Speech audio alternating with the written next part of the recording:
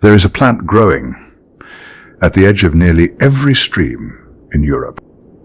It has been there for a very long time. Long enough that the people of the Bronze Age knew it by name and put it in their burial mounds and their drinking vessels. Long enough that a Danish physician wrote careful prescriptions for it in the 13th century. Long enough that a Queen of England chose it above everything else available to her to scent the rooms where she slept and worked and thought.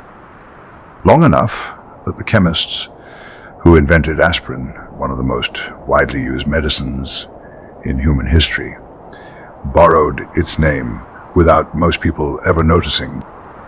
It grows in wet meadows and along riverbanks, tall and dark-stemmed, crowned in summer with creamy white flowers that smell of almonds and honey and something just slightly medicinal underneath. You have almost certainly walked past it. You may have smelled it without knowing what you were smelling.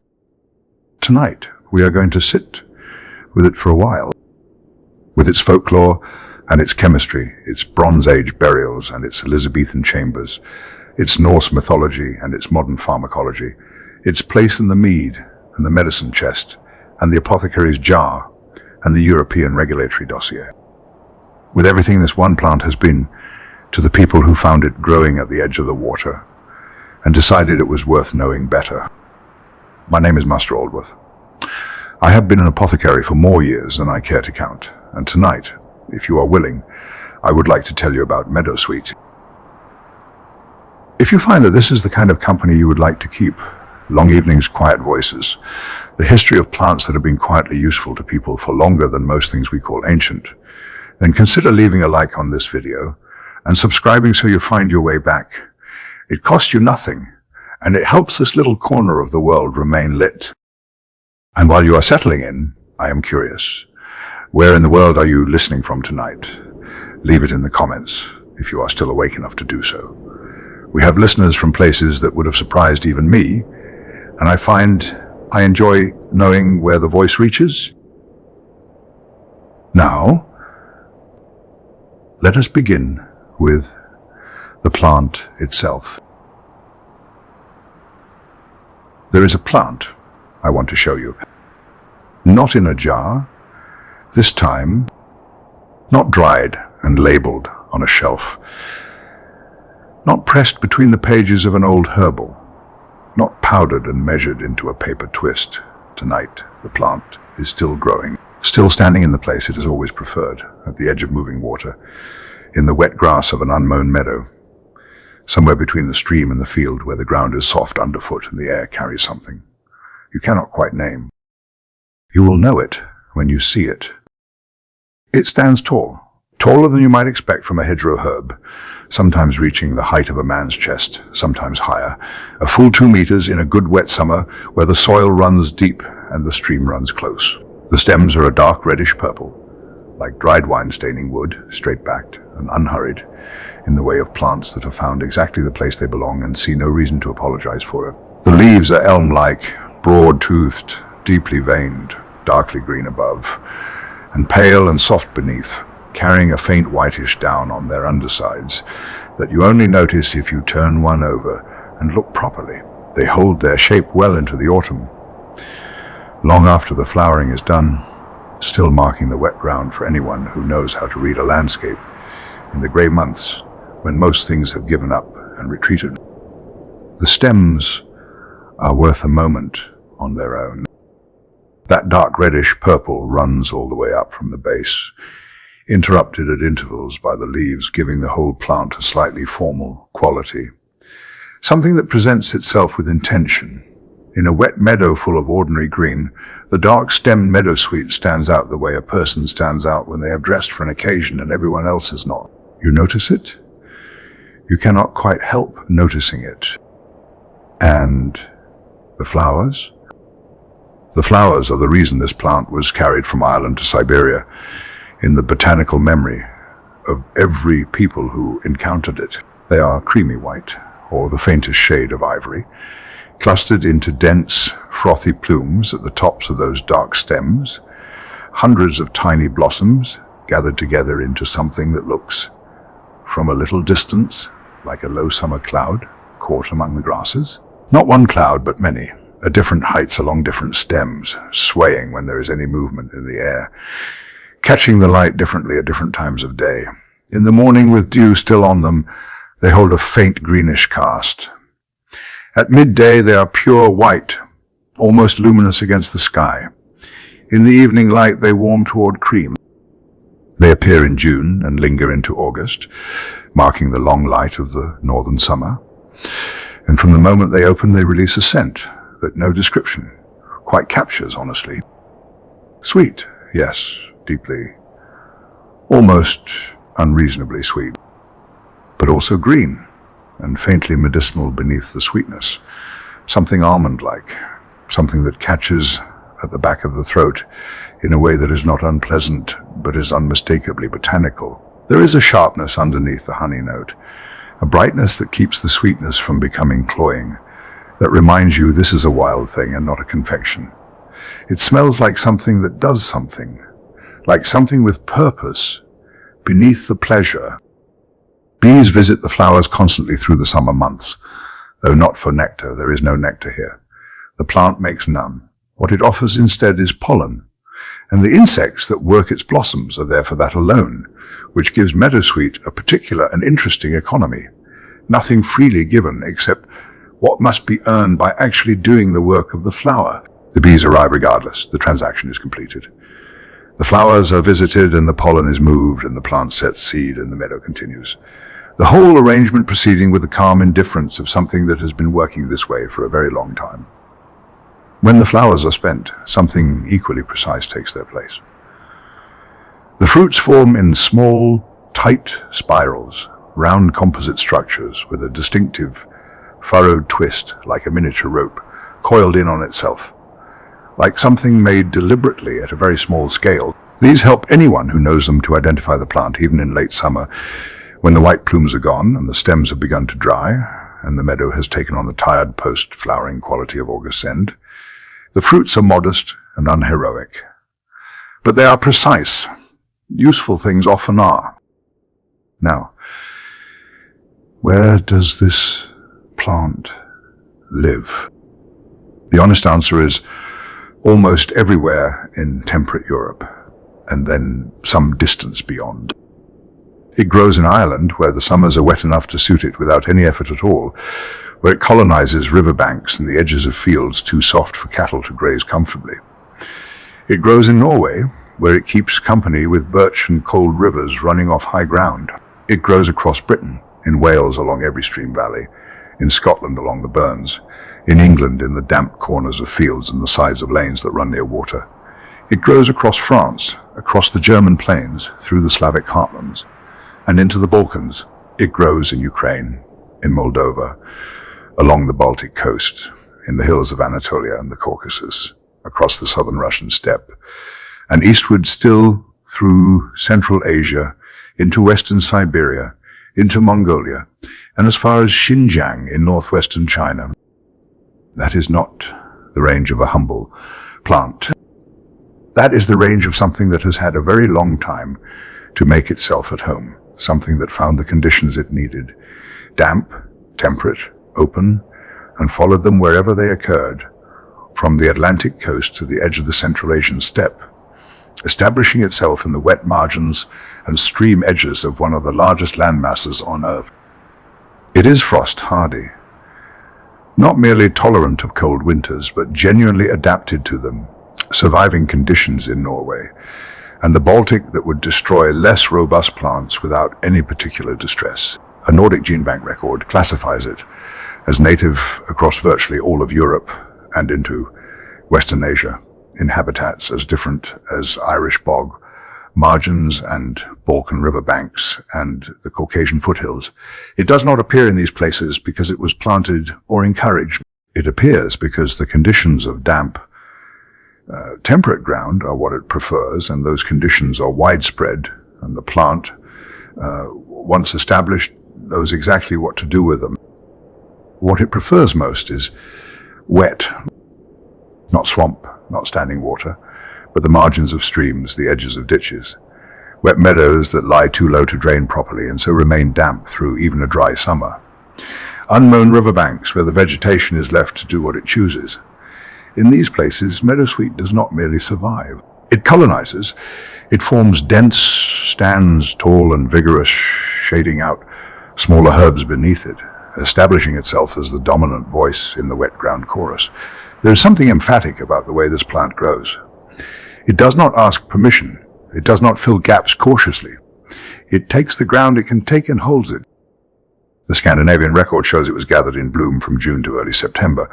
The whole plant harvested, valued for its fragrance and its taste in equal measure. The flowering window is the heart of the summer, the longest days, the warmest light.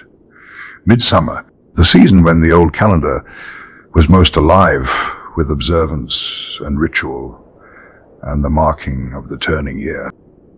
This is not a coincidence.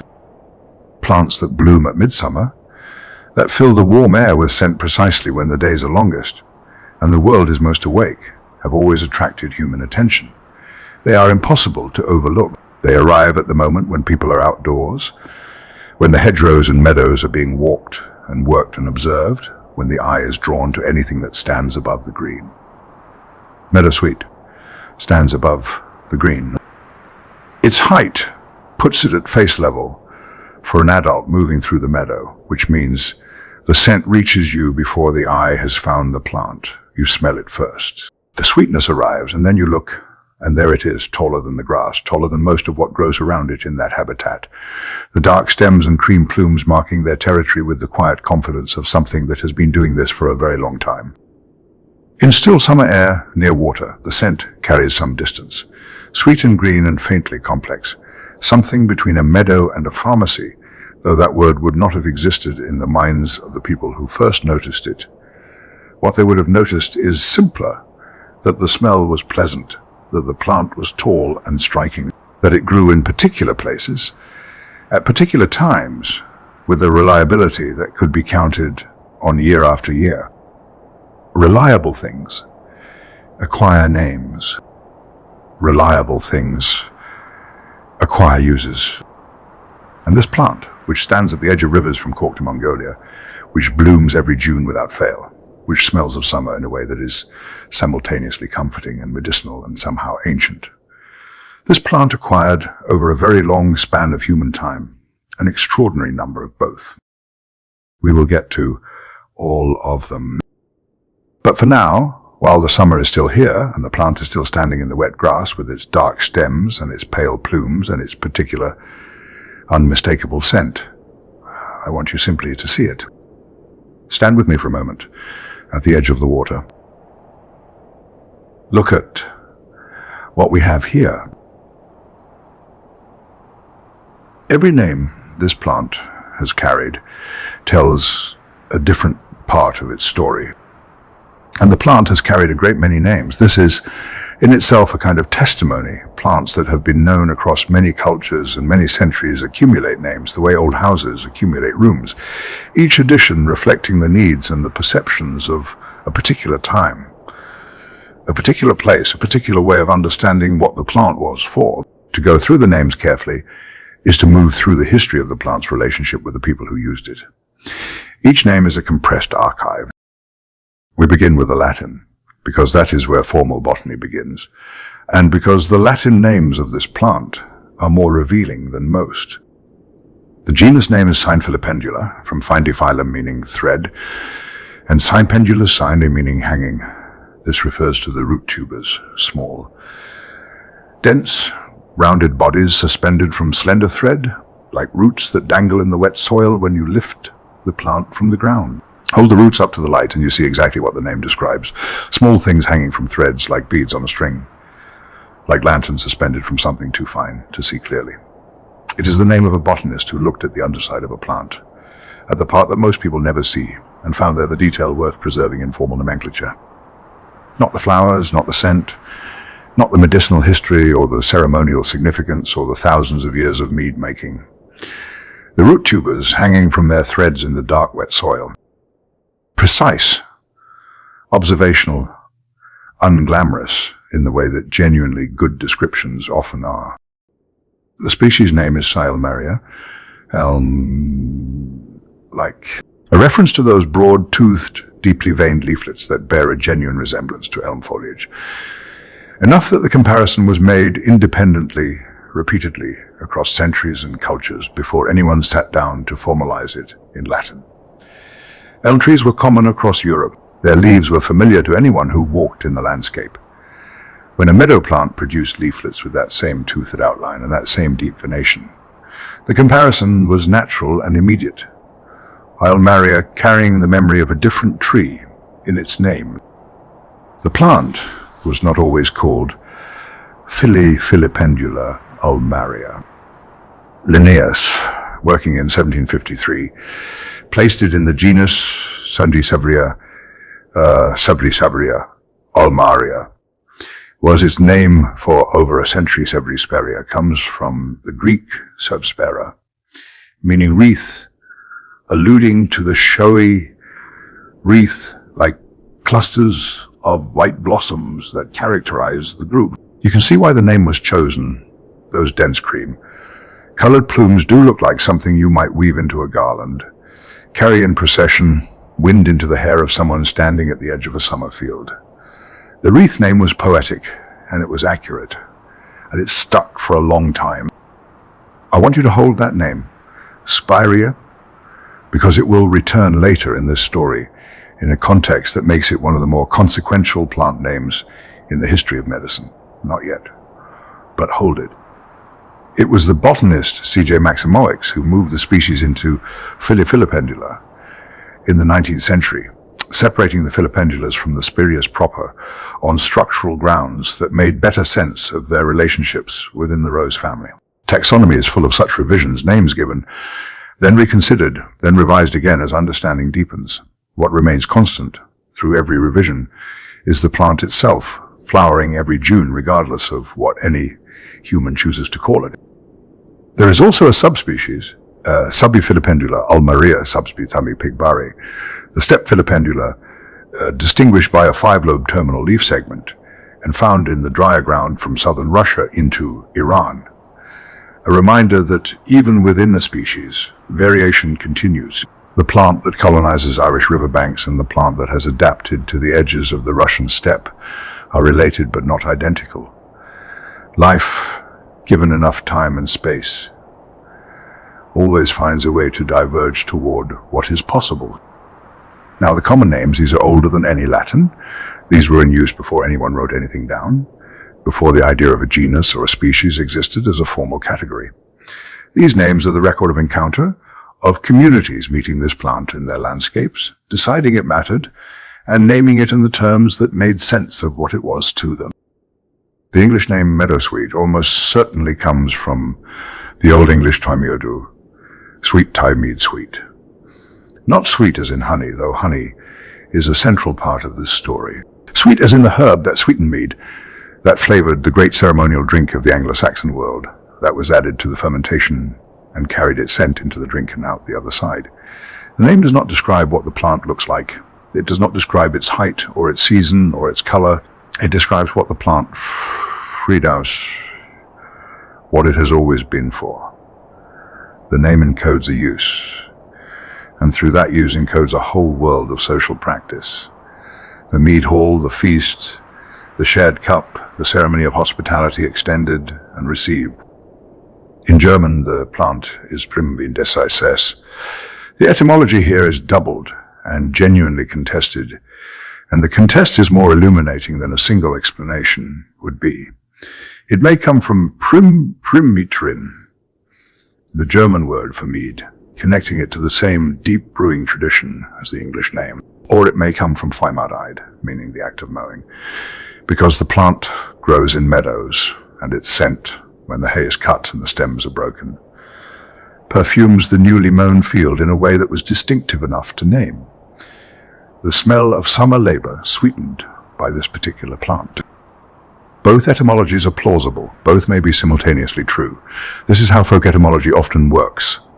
Not one explanation, but a convergence of reasons, each reflecting a different way of knowing the same plant. The mead maker and the haymaker arrived at the same name by different routes, which means the plant was present in both parts of their lives. In Danish, it is Almindelig joidart, a common mead herb. The word free, almindelig, common, ordinary, is doing something important here. This is not the exotic or the rare. This is the plant everyone knows, the one you do not need to explain to a Dane because it is simply there in the wet places, by the streams, every summer without fail. The name says, yes, this one, the mead herb. The common one, ours. Familiarity extended across a whole culture and preserved in a name. Behind all of these names, the Latin thread hangers and the Greek wreaths and the Anglo-Saxon mead sweeteners and the German hay cutters and the Danish common mead herbs is the same plant, standing at the stream's edge, flowering in June, carrying its particular and unmistakable scent across whatever century happens to be passing, entirely indifferent to the question of what it is being called this time, simply doing what it has always done. Let us go back, much further back. Before the Latin names, before the apothecaries and their herbal manuscripts, before the learned physicians writing in candlelit studies with their jars of dried herbs and their careful ink, before the Anglo-Saxon mead halls and the Norse feasting tables and the great carved drinking horns passed from hand to hand across the fire, before recorded history in any form that we can read, or any writing in any language, or any institution we would recognize as medicine or botany in its formal sense. Let us go back to the Bronze Age, to the graves of people whose names we do not know, and whose language we cannot speak, and whose world we can only approach through what they chose to leave in the ground, to the cairns of Wales and the burial mounds of Orkney, and the ancient interments of Scotland and Ireland, where archaeologists have spent patient decades brushing soil from bone and pottery, and the desiccated remnants of things placed deliberately alongside the dead, and among those remnants, again and again. In sites separated by hundreds of miles and hundreds of years, meadows, wheat. Not as an accident, not as a weed that happened to grow near the grave and was sealed in by the closing of the earth. The presence is too consistent for accident, too repeated across too many sites, too many traditions, too many communities with no direct connection to each other, except the shared landscape and the shared plant. Meadowsweet was placed deliberately with the dead. It was brought to the grave. It was chosen for the occasion in the same way that other things were chosen. The pottery, the tools, the grave goods that archaeologists catalogue with such care, because they tell us what the living considered important enough to send with someone who was leaving. That is not a trivial category. What you choose to place in a grave tells us what you believe matters, what you think the dead will need, what you understand the passage to require. And across Bronze Age Britain and Ireland, across communities separated by geography and time, one of the answers to those questions was this plant, the cream flowered, almond-scented herb of the wet meadows and the stream edges, the one that blooms at midsummer and smells of summer itself. But the evidence goes further than plant remains, further and more specific and more extraordinary. Chemical analysis of grave vessels, pottery and other containers found in burial sites in Orkney, in Scotland and in Wales has detected residues of honey-based mead flavoured with meadowsweet. Not pressed flowers laid alongside the body, not botanical material scattered on the earth, the drink made with the plant. The mead that had been prepared, honey fermented with water, the flowers of meadowsweet steeped into the fermentation or added afterward, the scent and the chemistry of those cream blossoms absorbed into the drink and preserved there through whatever process of drying or concentration left residues, detectable 3,000 years later. The dead were given something to drink. Sit with that for a moment. These were not people who left grave goods carelessly or arbitrarily. The vessels placed in a Bronze Age burial were chosen. The drink placed in those vessels was chosen, and the drink was mead, and the mead smelled of meadowsweet, the same ceremonial drink that the living shared at their most significant gatherings, at feasts, at the sealing of alliances, at the celebration of harvests, at the welcoming of guests into the hall, was prepared and placed with the dead as something they would need, or something appropriate to their new condition, or something that marked the seriousness and the sacredness of the passage they were making.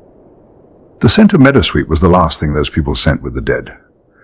That sweet, green, almond, honey fragrance rising from the vessel in the grave as it was sealed away. A smell of summer, a smell of ceremony, a smell that, for the people placing it there, carried everything the culture associated with the plant, the feast, the gathering, the marking of the significant moment. In one particular Welsh Bronze Age cairn, meadowsweet was found alongside both human and animal remains. A multi-species deposit, a bringing together of different kinds of life in a single ceremonial space. The plant and the person and the animal placed together under the stones. This is not a simple floral tribute. This is something more complex, a ritual logic that understood the significant moment as requiring the presence of more than one kind of being. The plant was not decoration, it was participant. A Danish ethnobotanical source underlines what the chemistry confirms. Finds of meadowsweet in Bronze Age graves can indicate the presence of honey-based mead or flavoured ale. In the Nordic understanding, meadowsweet was the characteristic mead, herb not incidental to the drink but central to its identity. The mead was meadowsweet mead. The scent was inseparable from the occasion. By the Bronze Age, the association between this plant and this drink was already old enough to be unremarked already, so thoroughly embedded in practice that it needed no explanation, no ceremony around the ceremony. You made mead, the meadowsweet went in. These were not two decisions, but one. And then there is the continuity. The Danish ethnobotanical work notes something that should stop us in our tracks. Meadowsweet appears in Bronze Age graves, and it appears later in monastic herb gardens in the Christian monasteries of medieval Scandinavia, cultivated by monks who were working within an entirely different religious and intellectual framework, who had no stated intention of preserving pre-Christian practices, who were simply growing the plants that were useful and that the tradition said were useful. The same plant, different centuries, different ceremonies, the same unbroken thread of human attention. This is the pattern of plants that genuinely work. They do not disappear when the religion changes. They do not vanish when one culture replaces another, when one framework of meaning gives way to a different one. They persist because the properties that made them useful in the Bronze Age burial are the same properties that make them useful in the medieval monastery. The scent, the medicine, the particular quality of presence that caused people to reach for them at significant moments across 3,000 years of changing everything else. The people who placed meadowsweet in those Bronze Age graves are as far from the medieval monks as the medieval monks are from us, and yet the plant connects them, moving forward through time in the hands of people who did not need to understand why it had always been there, in order to understand that it should continue to be. The Druids considered it one of their most valued herbs. The sources on this require some honest handling. The Druids left no written record of their own practices. Everything we know of their tradition arrives through intermediaries, Roman accounts composed by men who were at best curious observers and at worst active enemies of the culture they describe. Irish and Welsh manuscript traditions that preserved pre-Christian knowledge in the only form available for preservation, which was writing, which imposed its own changes and framings on what was being recorded. Later interpretations built on those already interpreted sources. The Druidic record is fragmentary, mediated, contested at almost every point. And yet the consistency across multiple independent strands of Celtic tradition is notable enough to carry weight. Meadowsweet appears not as one herb among many, but as something categorically set apart, one of the three most sacred plants of the Druidic world, alongside water mint and vervain. Three plants, the number carrying its own significance in Celtic tradition, associated with ritual, with healing, with protection, with the ceremonies at the turning points of the year, when the boundary between the ordinary world and whatever lay beyond it was understood to be thinner than usual. Water, mint, vervain, meadowsweet. Consider where each of these grows. Watermint is a plant of streams and wet margins. Its roots in the water, its scent released by every footstep through a marshy place. Vervain prefers disturbed, liminal ground, roadsides, field edges, the places that are neither cultivated nor entirely wild, the threshold zones between the managed world and the unmanaged one. And meadowsweet stands precisely at the boundary between meadow and water, in the damp margin that belongs fully to neither, where the solid ground gives way gradually to something less certain underfoot. The three sacred herbs share a preference for edges, for the places that are not quite one thing or another.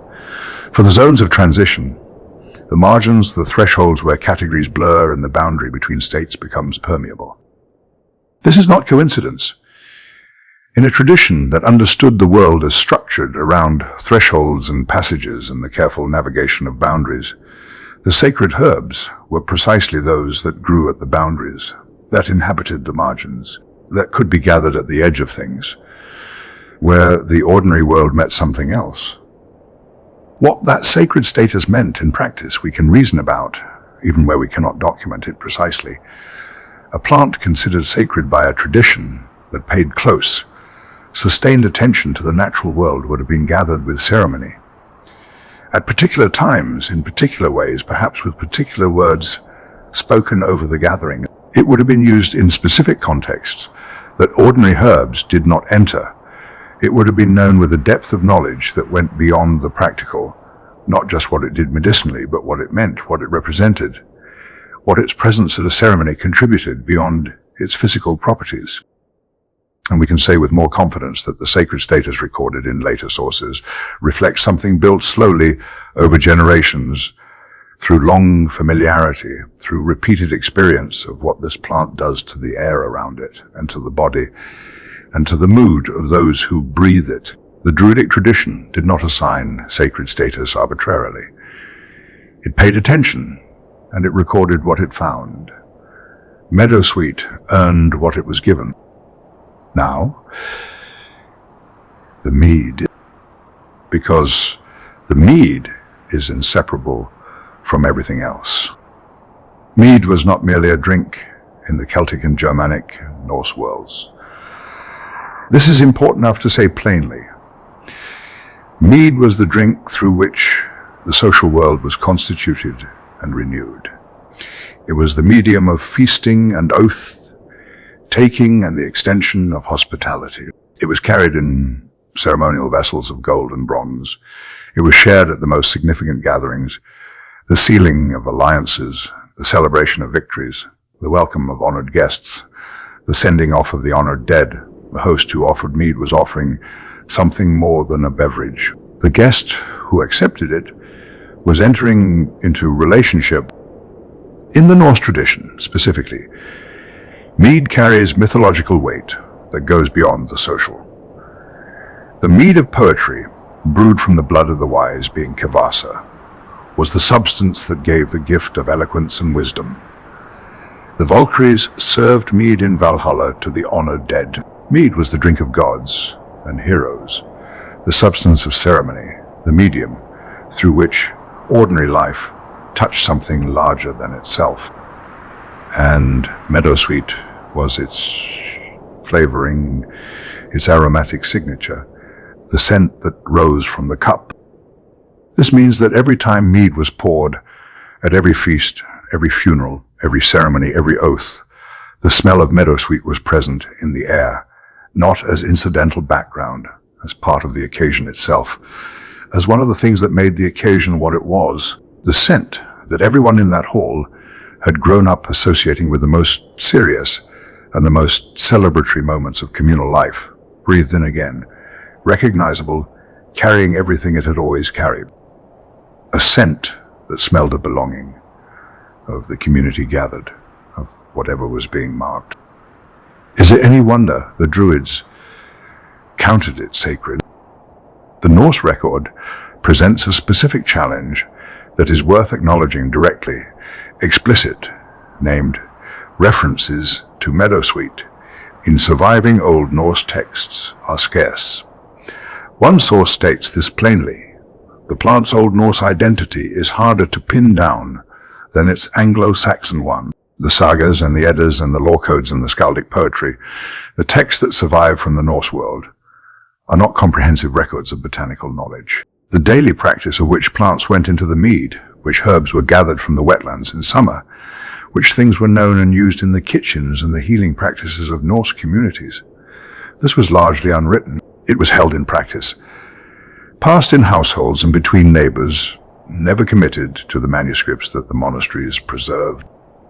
The absence of explicit written reference is not evidence of absence.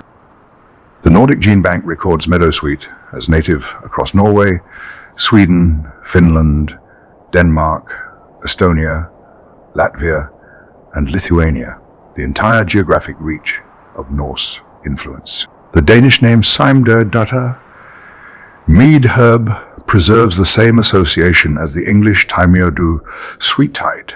The plant grew abundantly in Scandinavian wetlands, accessible to every rural community without effort or expense. And the mead was there, the feasting culture was there, the tradition of flavoring fermented drinks with aromatic herbs was there. The unremarked is not the unimportant. The things so thoroughly woven into daily life that no one thinks to record them. The things assumed, the things everyone knows, the things that need no explanation, because they are simply part of what is done. These are often the things most central to a culture's actual lived experience. Meadowsweet in Norse mead may have been too obvious to mention, in the same way that salt in Norse food was too obvious to mention. It was there, everyone knew it was there, no one wrote it down, because writing it down would have been like writing down that water is wet. What the Northern European brewing tradition also preserved. And what is worth noting is that the choice of meadowsweet for mead was not purely aesthetic, not merely for the scent, not merely for the flavor. Northern European recipes used meadowsweet in fermented drinks for its preservative qualities, possibly its antimicrobial properties, which we now know exist, and which would have been experienced as the empirical observation that mead made with meadowsweet kept better, resisted the souring and spoiling that threatened any fermented drink in the days before refrigeration or sterile technique.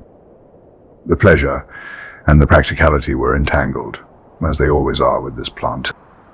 The scent was also a preservative, the flavoring was also a function.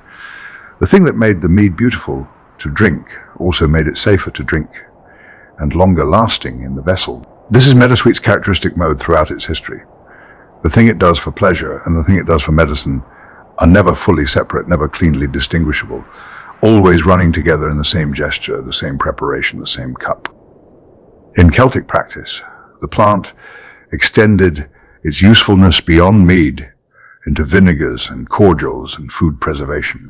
It was part of the aromatic texture of everyday life in the wet, temperate, plant-rich landscapes of the Celtic world, from Ireland across to the Baltic, in places where summer meant meadowsweet, the way it meant long days and the sound of water and the particular quality of northern light on a field that has just been cut. A plant so thoroughly present in the sensory world of a culture becomes, over time, part of what that culture understands itself to be, part of what it means to be in this place, part of the smell of home, of the feast of the season turning, of the dead being properly sent on their way. Not separate from the culture, but woven into it at the level of scent and taste and the feel of a summer day. Meadowsweet was woven in, across the full reach of Northern European culture, in its Celtic and Germanic and Norse and Anglo-Saxon expressions, in its pre-Christian and Christian continuations, in its Bronze Age origins and its medieval persistence. The thread running through all of it is the same thread, like root, hanging its small tubers in the dark, wet soil, flowering every June regardless, carrying its scent across whatever world happened to be passing above it. Something interesting happened to meadowsweet in the modern era. It was remembered, not rediscovered. It had never been lost to the people who used it. The herbalists and the brewers and the rural communities of Scandinavia and the Baltic, who had simply continued quietly doing what their grandparents had done with it, but remembered in a different sense, claim, named, held up, and recognized as something specifically northern, specifically part of what it means to come from these landscapes and these traditions.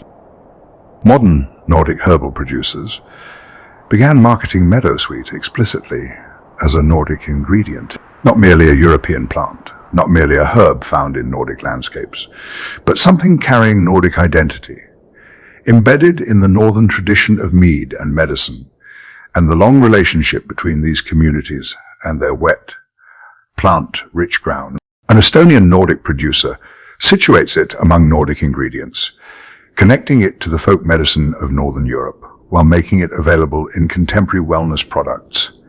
The historical use becomes a living connection, rather than a historical footnote.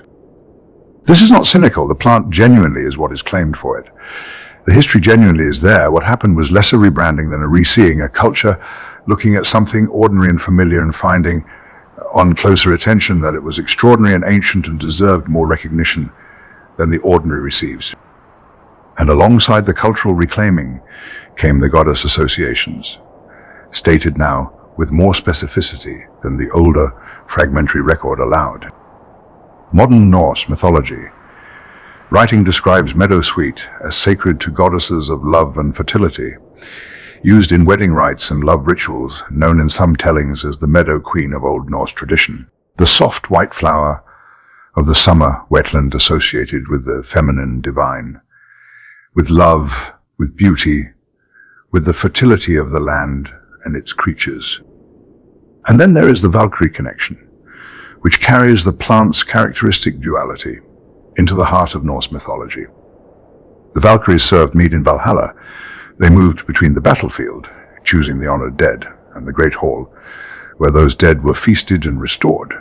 Their role was simultaneously martial and hospitable, warriors and hosts, figures of death and of welcome, and the mead they poured carried the scent of meadowsweet, which means the cream-white flower of the summer meadow was present in Valhalla, in the cup offered to the honored dead, in the gesture of welcome extended across the boundary between the living world and whatever lay beyond it.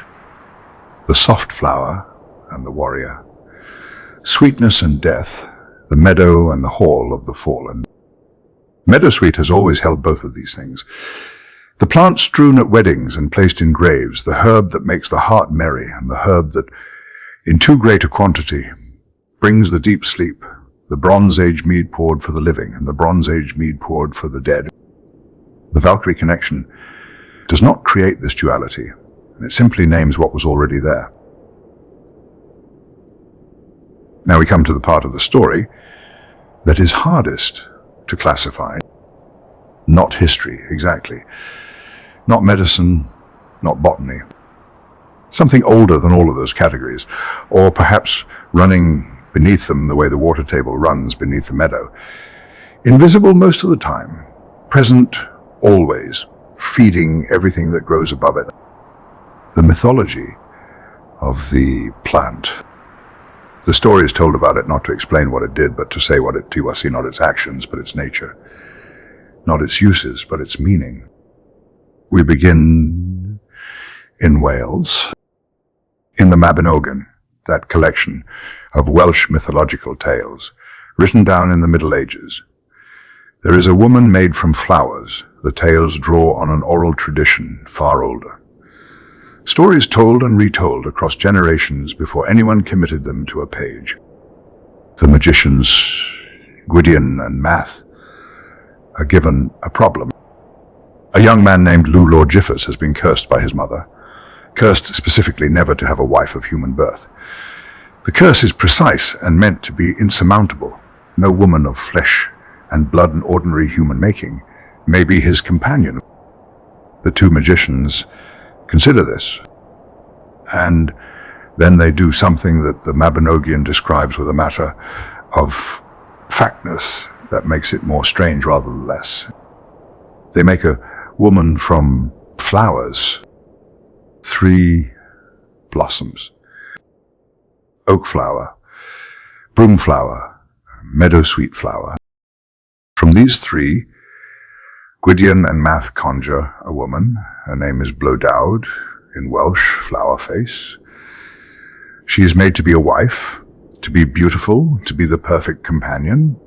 And she is all of these things, and she is also other things. She has desires. She makes choices. She acts on those choices with consequences that reshape everything. She is not a passive creation. She is a full being with a full being's capacity for wanting what she wants. But that is her story, and I will not compress it into something smaller than it deserves. What matters for our purposes is the construction. The magicians looked at the world and chose 3 blossoms for the making of a woman. Not roses, though roses were known and valued. Not lilies, not the most obviously beautiful or symbolic flowers available to them. They chose oak, broom, and meadowsweet, 3 plants of the Welsh summer landscape. 3 things that flower in the warmth of the year. 3 things with presence and scent, and a particular kind of vitality. And among the 3, meadowsweet was one. Not a decoration, not a garnish. One of the 3 essential components of something human and female and alive. The magicians understood, in whatever way mythological thinking understands things, that meadowsweet belonged in the making of a person, that it contributed something that oak alone and broom alone could not provide. The sweetness, perhaps, the scent that makes the heart merry, the fragrance that gladdens the senses and carries something of ease and warmth. The flower woman made from meadowsweet would carry that quality. The brightness, the intoxicating scent of something blooming at the height of the year. Later, traditions layered additional associations onto blow-dyed's flowers. Some sources connect meadowsweet syncretically with the Virgin Mary. The white blossom of the meadow becomes associated with purity and the divine feminine in its Christian register. The plant proved capacious enough to hold both meanings simultaneously, the pagan flower face and the Christian white flower. 2 different theologies drawing on the same cream, white blossoms in the same summer meadow. Contemporary Druids have offered a reading of those 3 flowers that I find genuinely illuminating. Oak flower from the high forest canopy, broom from the forest edge, the transitional zone where the canopy opens and the scrub begins. Meadowsweet from the forest floor, the damp margins at the base of everything. In this reading, blow-dyed is not simply a woman made from 3 pretty flowers. She is the whole forest. The full vertical range of a living ecosystem, from the highest canopy to the lowest wet margin, woven together into a single being. She is the land made conscious, the forest given a face and a will and the capacity to act on its own desires. She is, in other words, the sovereignty of the land in human form, and her transformation into an owl, the creature that moves through the forest at night, that sees what daylight hides, that belongs to the space between the trees, is not punishment so much as return. She was always the forest. The human form was borrowed. The owl is what she is when the borrowing is done. Meadowsweet was in her making, the wet margin plant, the stream edge plant, the lowest layer of the forest ecosystem.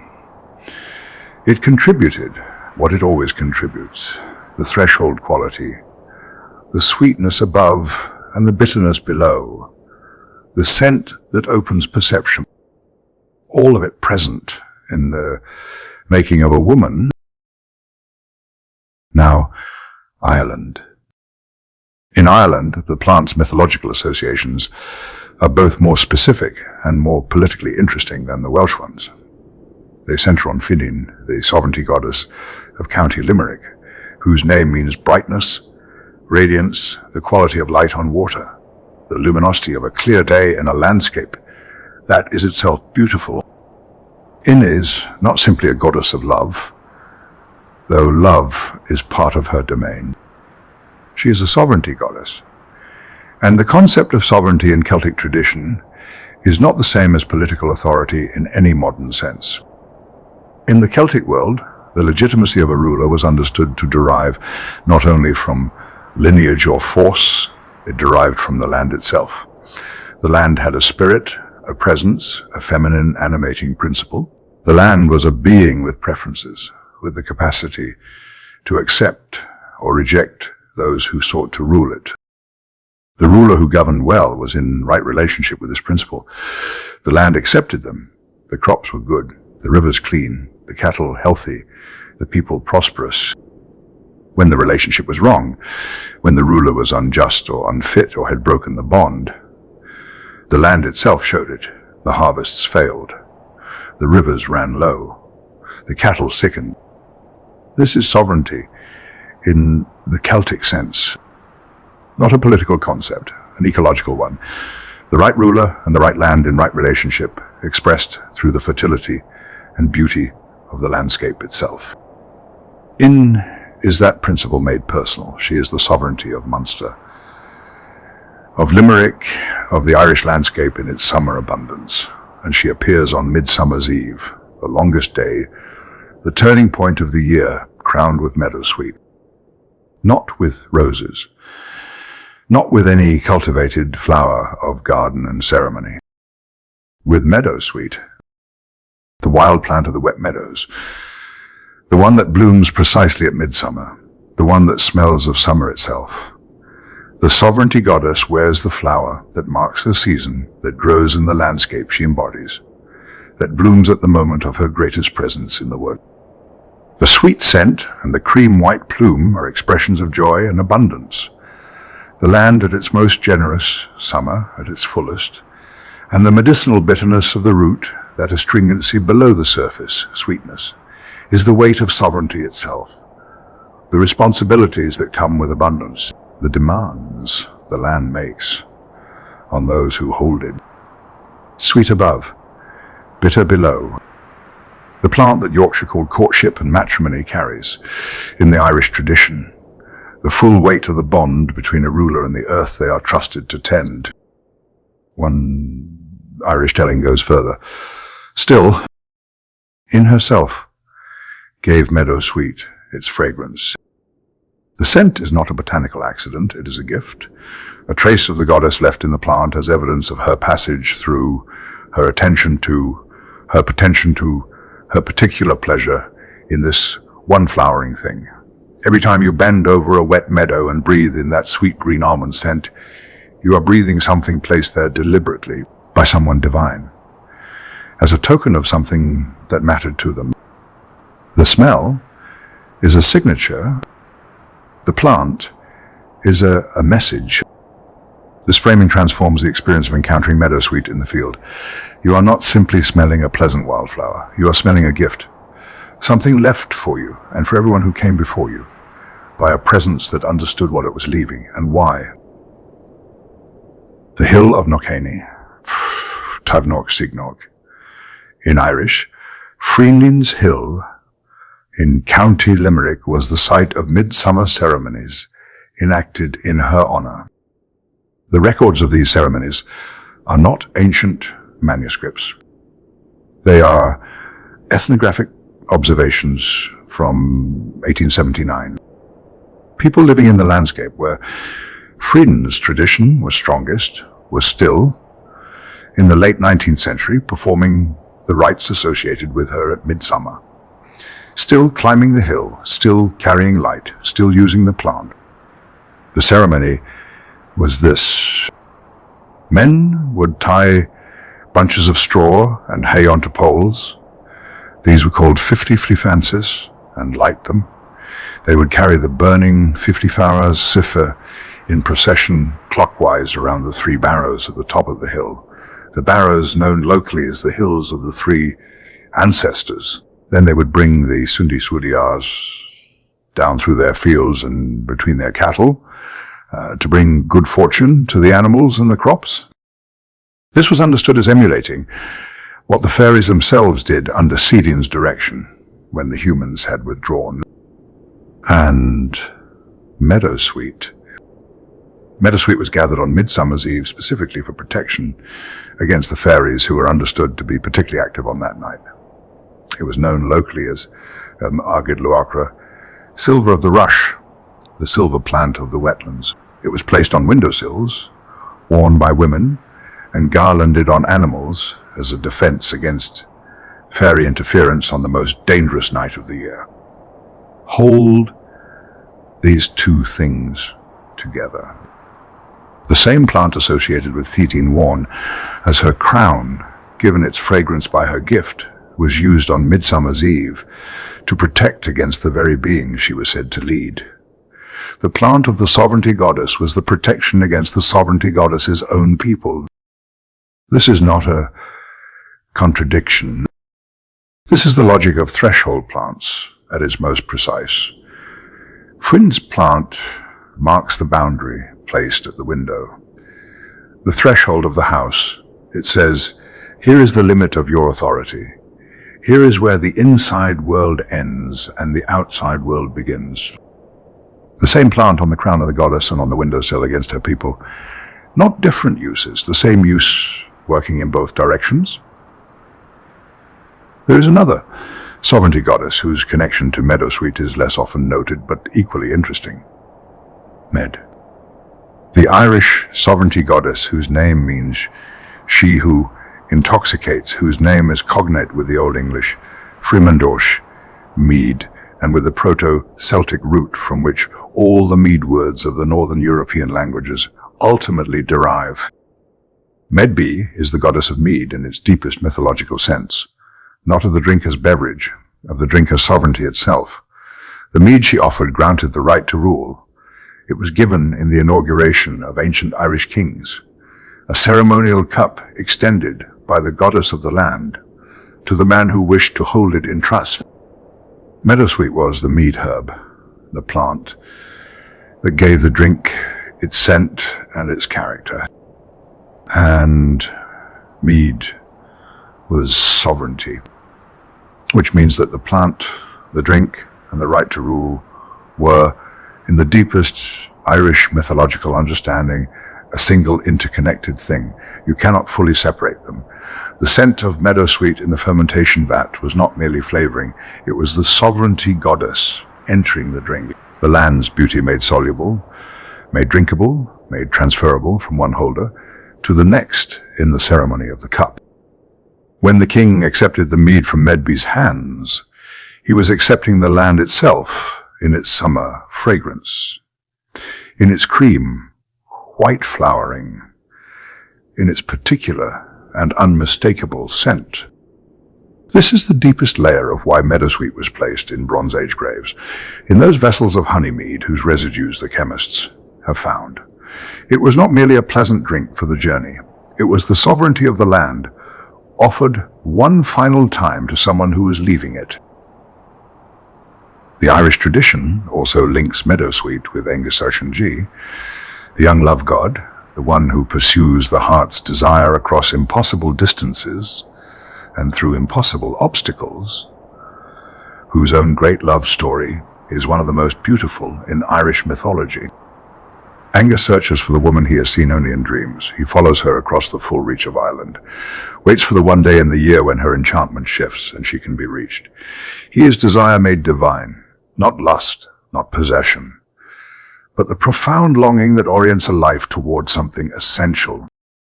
Meadowsweet in this frame becomes the plant of the heart's wanting, of joy in its purest and most vulnerable form. And also, given the plant's characteristic duality of the tenderness that follows joy, the bittersweet quality of having been fully happy and knowing that happiness is not a permanent condition, the flower's sweetness and the root's astringency, the longing and the finding and the knowledge always present in the background, that what is found can also be lost. Now, Cú Chulainn, with a detail worth dwelling on. In the Irish tradition, meadowsweet was sometimes called sometime Prios, Shorcha Chulainn, Sorta Chulainn's belt, not merely associated with him or used in his treatment, named for him, named for the place on his body where he carried it.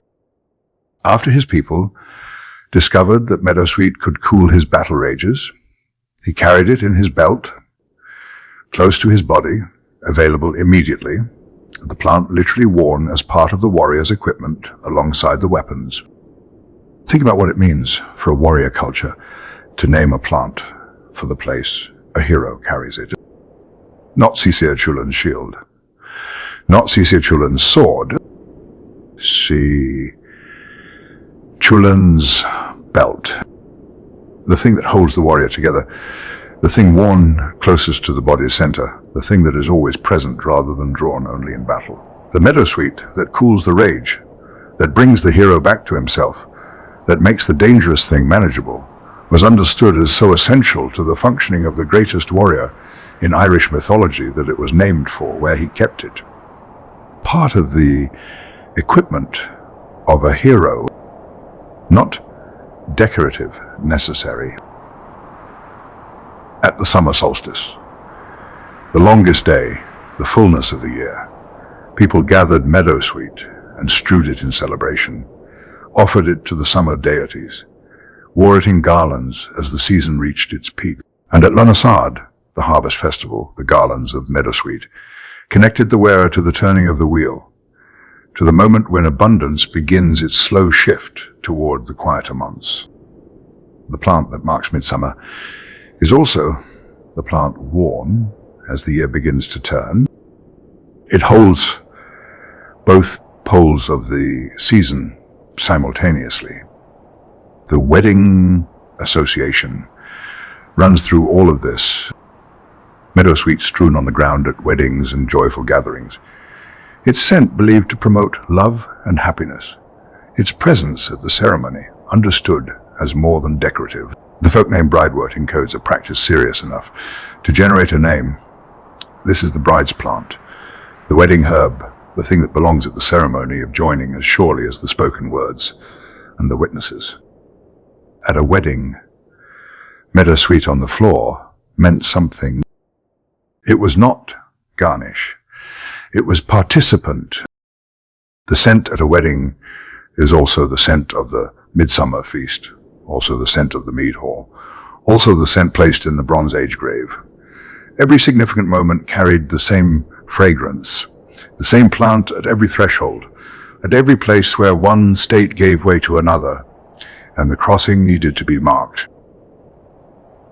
Now, the shadow side, because there is one, and in a plant that's fully woven into human life, into birth and marriage and death and ceremony and medicine and food and the mythology of sovereignty and love, there must be one. Nothing with this much presence in human culture is purely benign.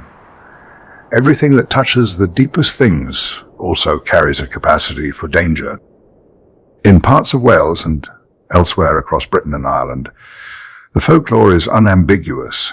Sleeping in a room or a field filled with meadowsweet can cause a sleep from which you do not wake.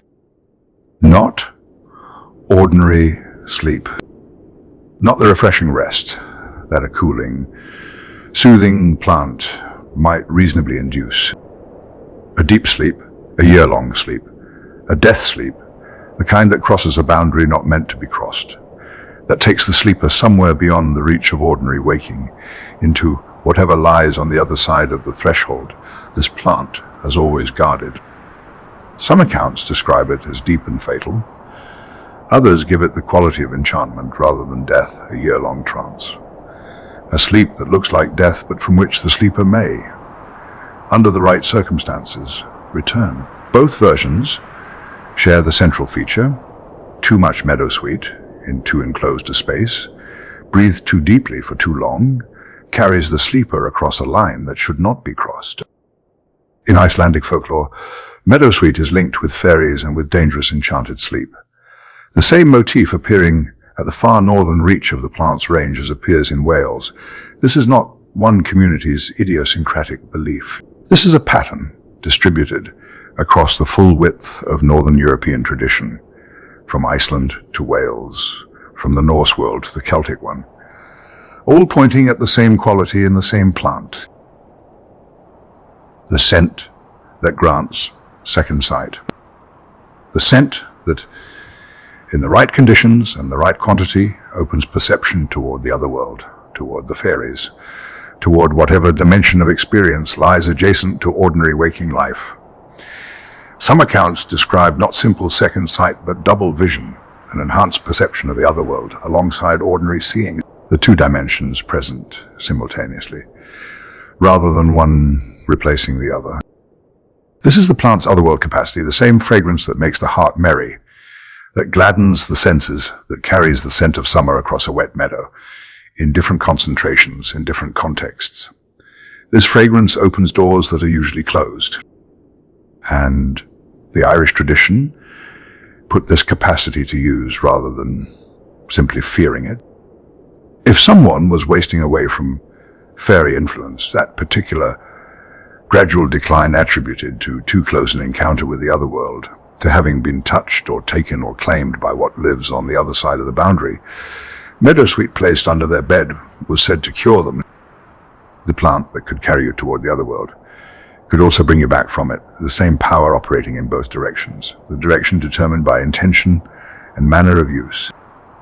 It is a threshold plant. It lives at boundaries between meadow and water, between midsummer and the beginning of autumn, between the living and the dead. Threshold plants work in both directions. They can open the door or close it. They can carry you across or bring you back. The skill is in knowing which you need and how to ask for it. In parts of Britain, bringing fresh meadowsweet into the house was thought to bring very bad luck. This sits uneasily alongside its common use as a strewing herb on the floors of those same houses. And the contradiction is instructive. The strewn herb is distributed, diffused, present throughout the space in the concentration that pleases and benefits. The fresh bunch brought in and kept as a bunch is concentrated, a dense local accumulation of the plant's volatile compounds in one spot, too much of it in one place. The threshold, opening quality concentrated rather than spread. The same thing, in different quantities, is a different thing. The tradition found this principle through experience rather than through chemistry, and encoded it in a rule whose logic is perfectly sound, even if its vocabulary is different from ours. In parts of Britain and Ireland, meadowsweet was used as a funeral herb, to scent the air around the dead, to be offered at the grave, to smooth the passage of the newly dead toward whatever came next. This is continuous with the Bronze Age burial evidence, the same association persisting across 3,000 years of changing everything else. The plant at the threshold of death, the plant offered to those who were crossing. And if the plant belongs to the funeral, then the taboo about bringing it into the house makes a different kind of sense. Not bad luck in some vague and superstitious sense, something more specific. The plant that belongs with the dead should not be kept casually among the living. It has a proper context and a proper use outside that context, concentrated in a domestic space where people sleep and eat and live their daily lives. It brings what it is associated with. It brings the atmosphere of its proper place, the threshold, the passage, the deep sleep that may or may not end. Sleep is the closest the living come to death in ordinary experience. Every night, consciousness withdraws from the world. The body remains, but the person in any meaningful sense is somewhere else, in a state that looks from the outside like a small rehearsal for the final departure. The tradition has always known this. Sleep and death are related. The same plant that smooths the passage into one, smooths the passage into the other. Meadowsweet at the wedding and meadowsweet at the funeral. Meadowsweet in the marriage bed and meadowsweet in the grave. The same plant at both ends of the human passage, holding both poles simultaneously, refusing to be only one thing or the other. The tradition that says you must not sleep in a field of meadowsweet is the same tradition that uses meadowsweet to help the dead on their way. It is not contradicting itself. It is saying this plant knows the road between life and death. It has always known it. Treat it accordingly. Use it with understanding of what it is, not with a carelessness appropriate to something merely decorative or merely pleasant. There is a pharmacological reading of all of this that is not incompatible with the mythological one. The volatile compounds in meadowsweet, the aromatic chemistry that produces that distinctive sweet almond scent, are physiologically active. in high concentrations in enclosed spaces. They are genuinely sedating. This is measurable. The plant does something to the nervous system of those who breathe it in quantity. It has always done this. The tradition noticed and built around the observation, the explanatory structure available to it. But I do not think the pharmacological reading replaces the mythological one. The tradition was not simply trying to explain a physiological effect in the vocabulary of fairy stories. It was saying something true about the plant's nature, that it operates at boundaries, that it has a capacity to alter states of consciousness and perception, that it belongs in the company of the dead as well as the living, that its sweetness and its danger are not separate qualities but aspects of the same thing. The mythology is not a primitive version of the pharmacology. It is a different kind of knowledge about the same plant, concerned with different questions, arriving at truths that the pharmacology does not address and cannot replace.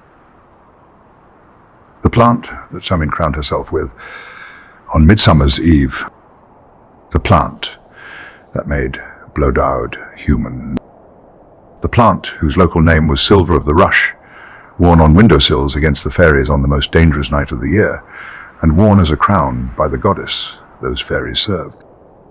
The plant carried in the belt of the greatest warrior in Irish mythology, because without it the warrior could not safely be himself. The plant that carried the honoured dead from the Welsh cairn into whatever came after in a vessel of Meadowsweet mead. The plant that could open the other world or close it, depending on how you held it.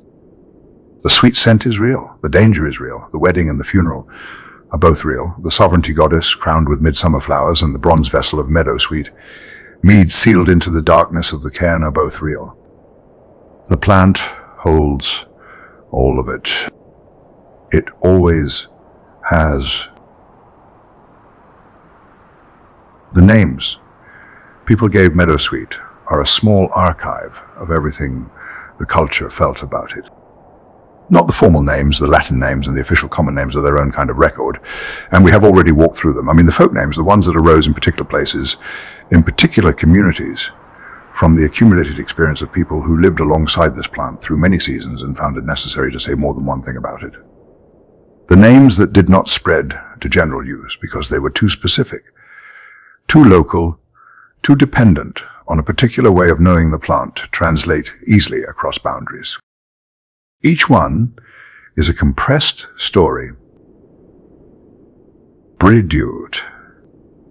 This name appears in records stretching back several centuries, and its meaning is both straightforward and beautiful. The bride's plant, the herb of weddings and marriage celebrations, strewn on the floor at the ceremony, woven into garlands, worn by the wedding party, present in the church and the hall. The bridal association of Meadowsweet is ancient and was serious. This was not decoration in the manner of a florist choice. This was the plant that belonged at the marriage, the way certain words and certain gestures belonged. Its presence meant something. The name preserved that meaning. Bridewt carries a different resonance, not the bride, but the bridge. The crossing place, the liminal threshold where one state gives way to another. Marriage is a crossing. The space between life and death is a crossing. The boundary between the meadow and the stream is a crossing. The plant that grows at that last threshold, that was used at marriages and in burial rites, that could open the way to the other world or close it, is appropriately named for the crossing itself. The bridge plant, the threshold herb. This is a name that understands the plant's full nature, not only its pleasant associations.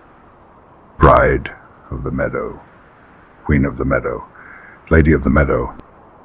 These names acknowledge what is botanically obvious, that in the wet grasslands of northern summer, Meadowsweet presides. It is taller than almost everything growing around it in that habitat. It is more fragrant. It blooms at the height of the year. It makes its presence known to every sense simultaneously. Sight, smell, the slight give of damp ground underfoot as you approach it. The titles are not hyperbole.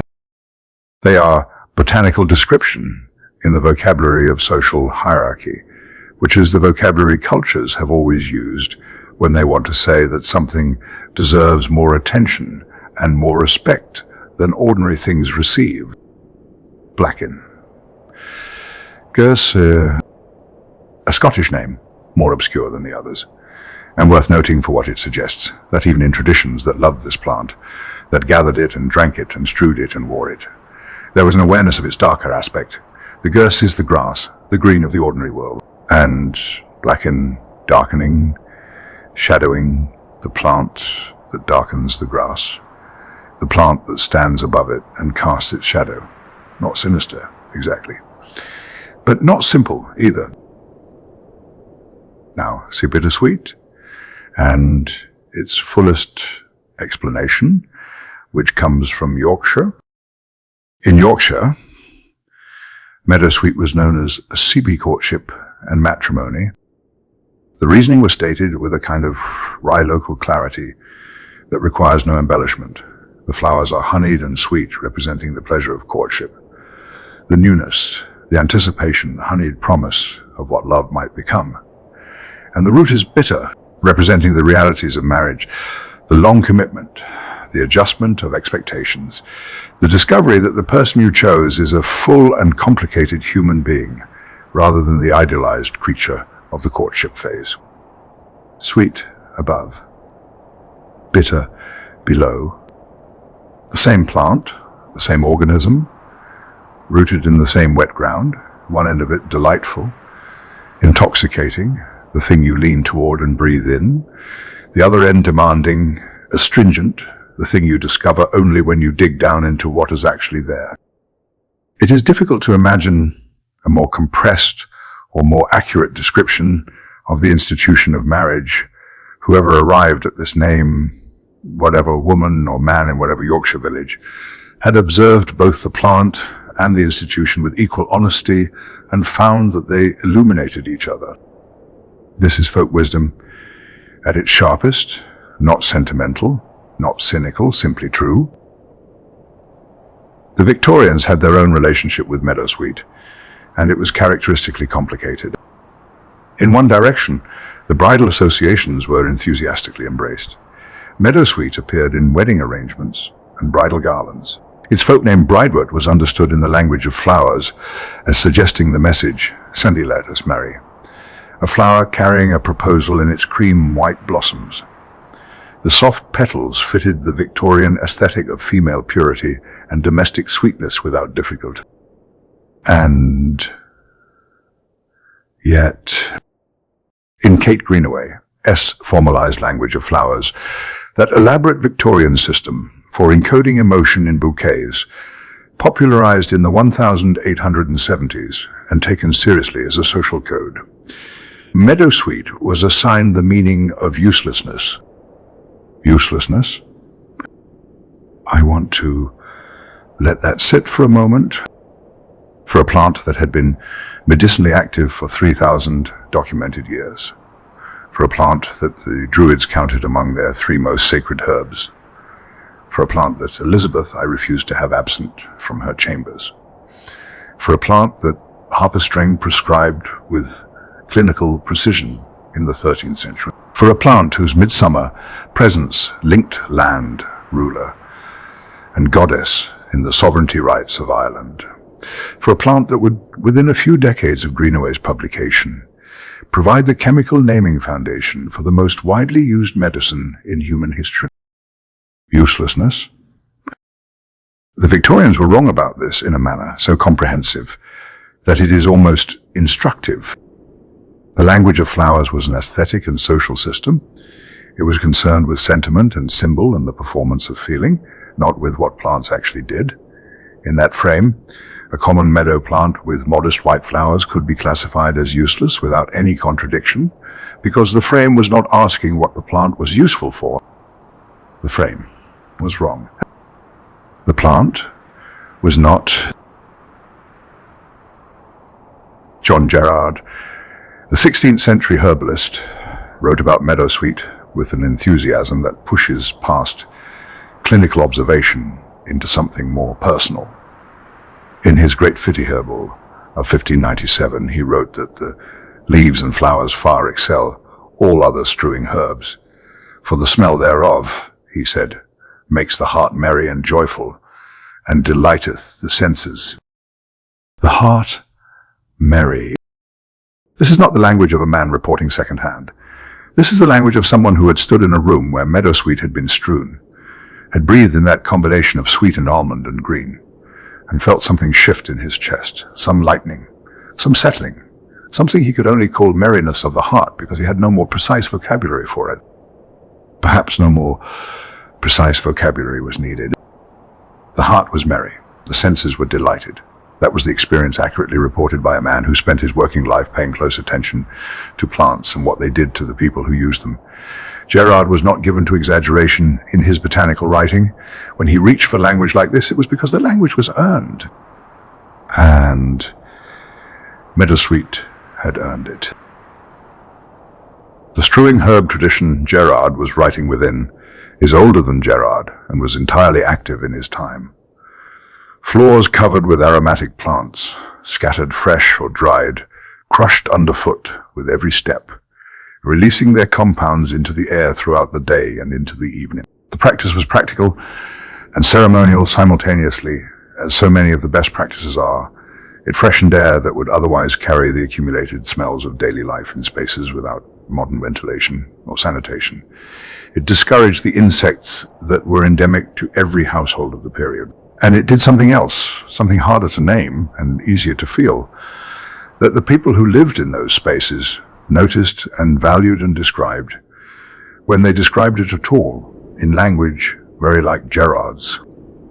The room smelled better, and the people in it felt better.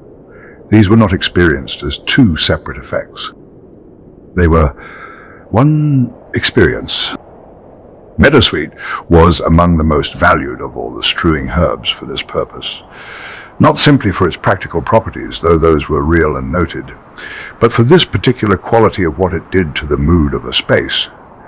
The cheerfulness, the strengthening of the heart, the sense that the room itself had become more hospitable to well-being. Queen of the meadow in the wet field, lady of the meadow at the stream's edge, and in the house, strewn across the floor, the same plant performing a different service, not presiding over the landscape, but presiding over the domestic space, making it a place where the heart found it easier to be at ease.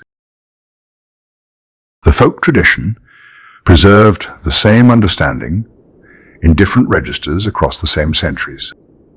When strewn about a house, meadowsweet was said to bring peace, not merely a pleasant smell, but a condition, a quality of the space itself, in which things settled and what was agitated found it easier to become calm. This is a specific claim, not that it smelled nice, which anyone could observe, but that the quality of life in the space was improved, that the people in it moved through their days with less friction, more ease, more of whatever it is that peace actually feels like from the inside.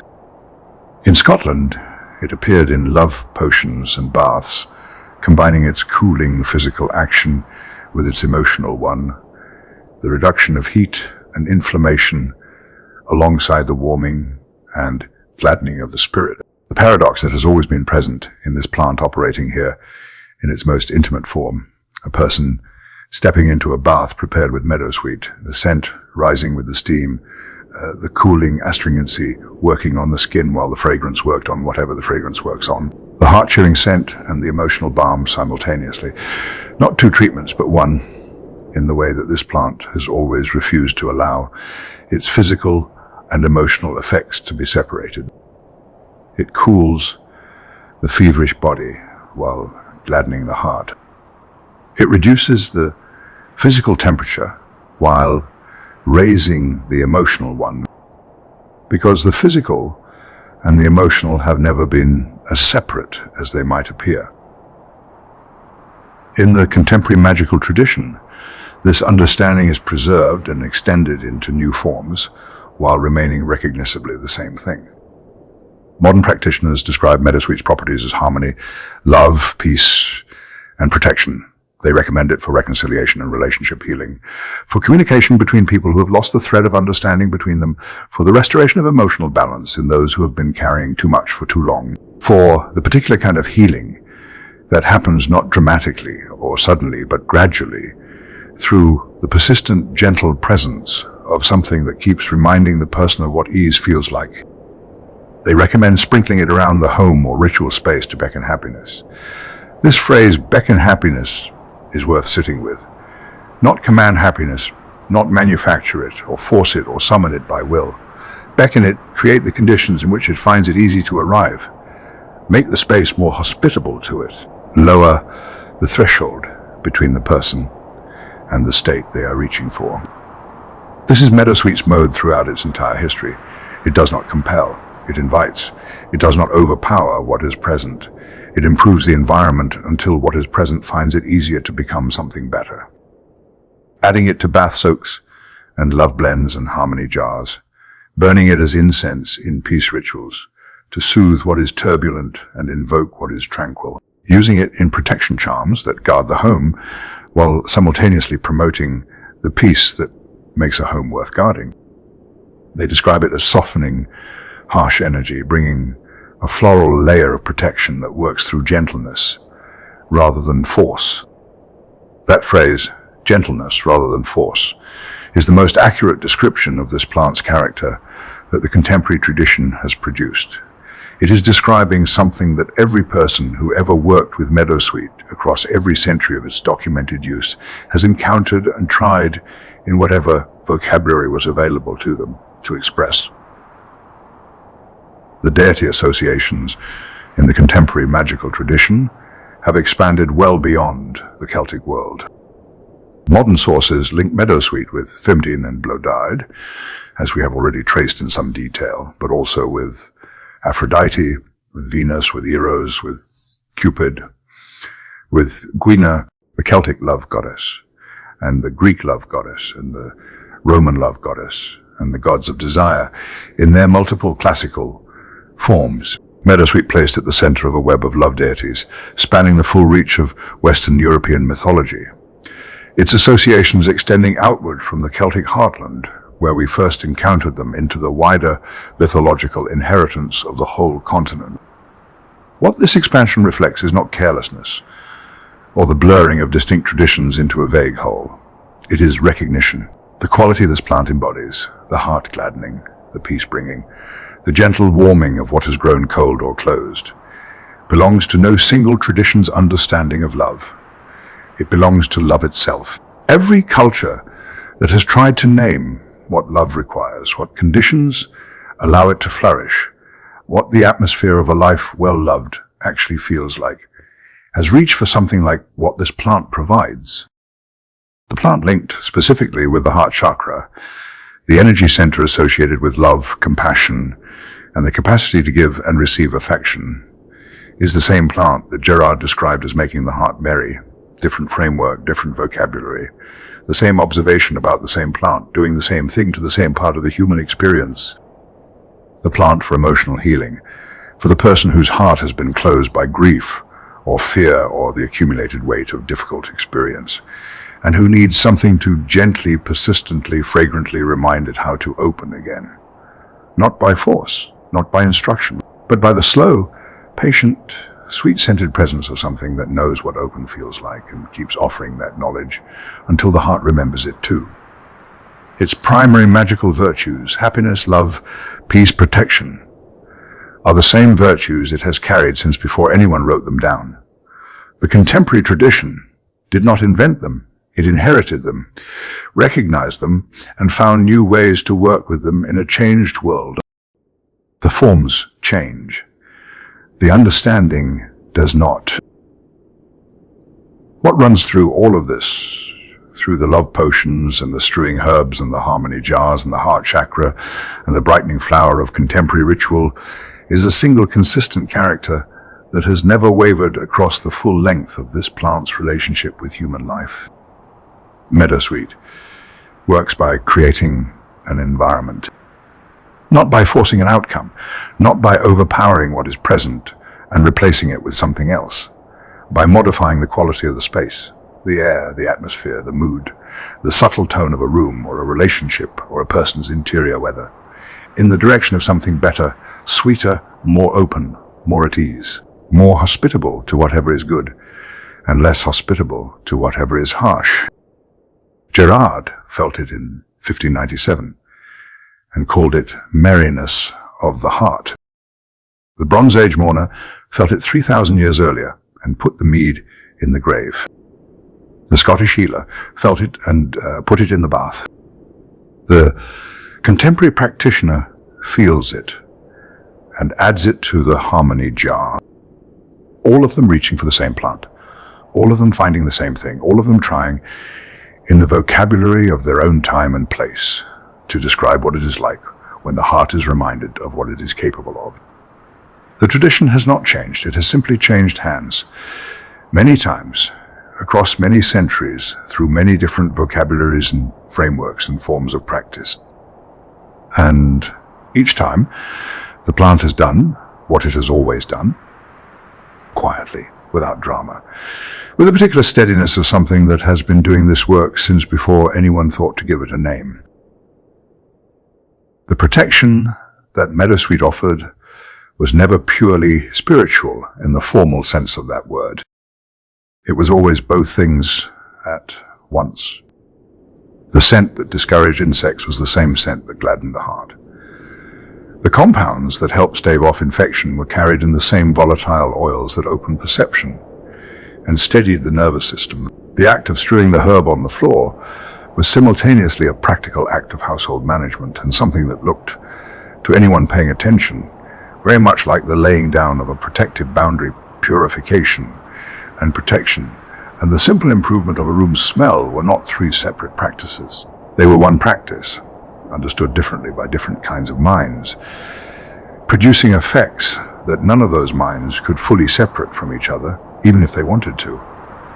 Modern practitioners work within this same understanding when they describe Meadowsweet as softening harsh energy, when they use it in protection charms and amulets to guard the home while simultaneously promoting peace, when they burn it as incense in rituals for tranquility, to soothe what is turbulent and cool what is overheated.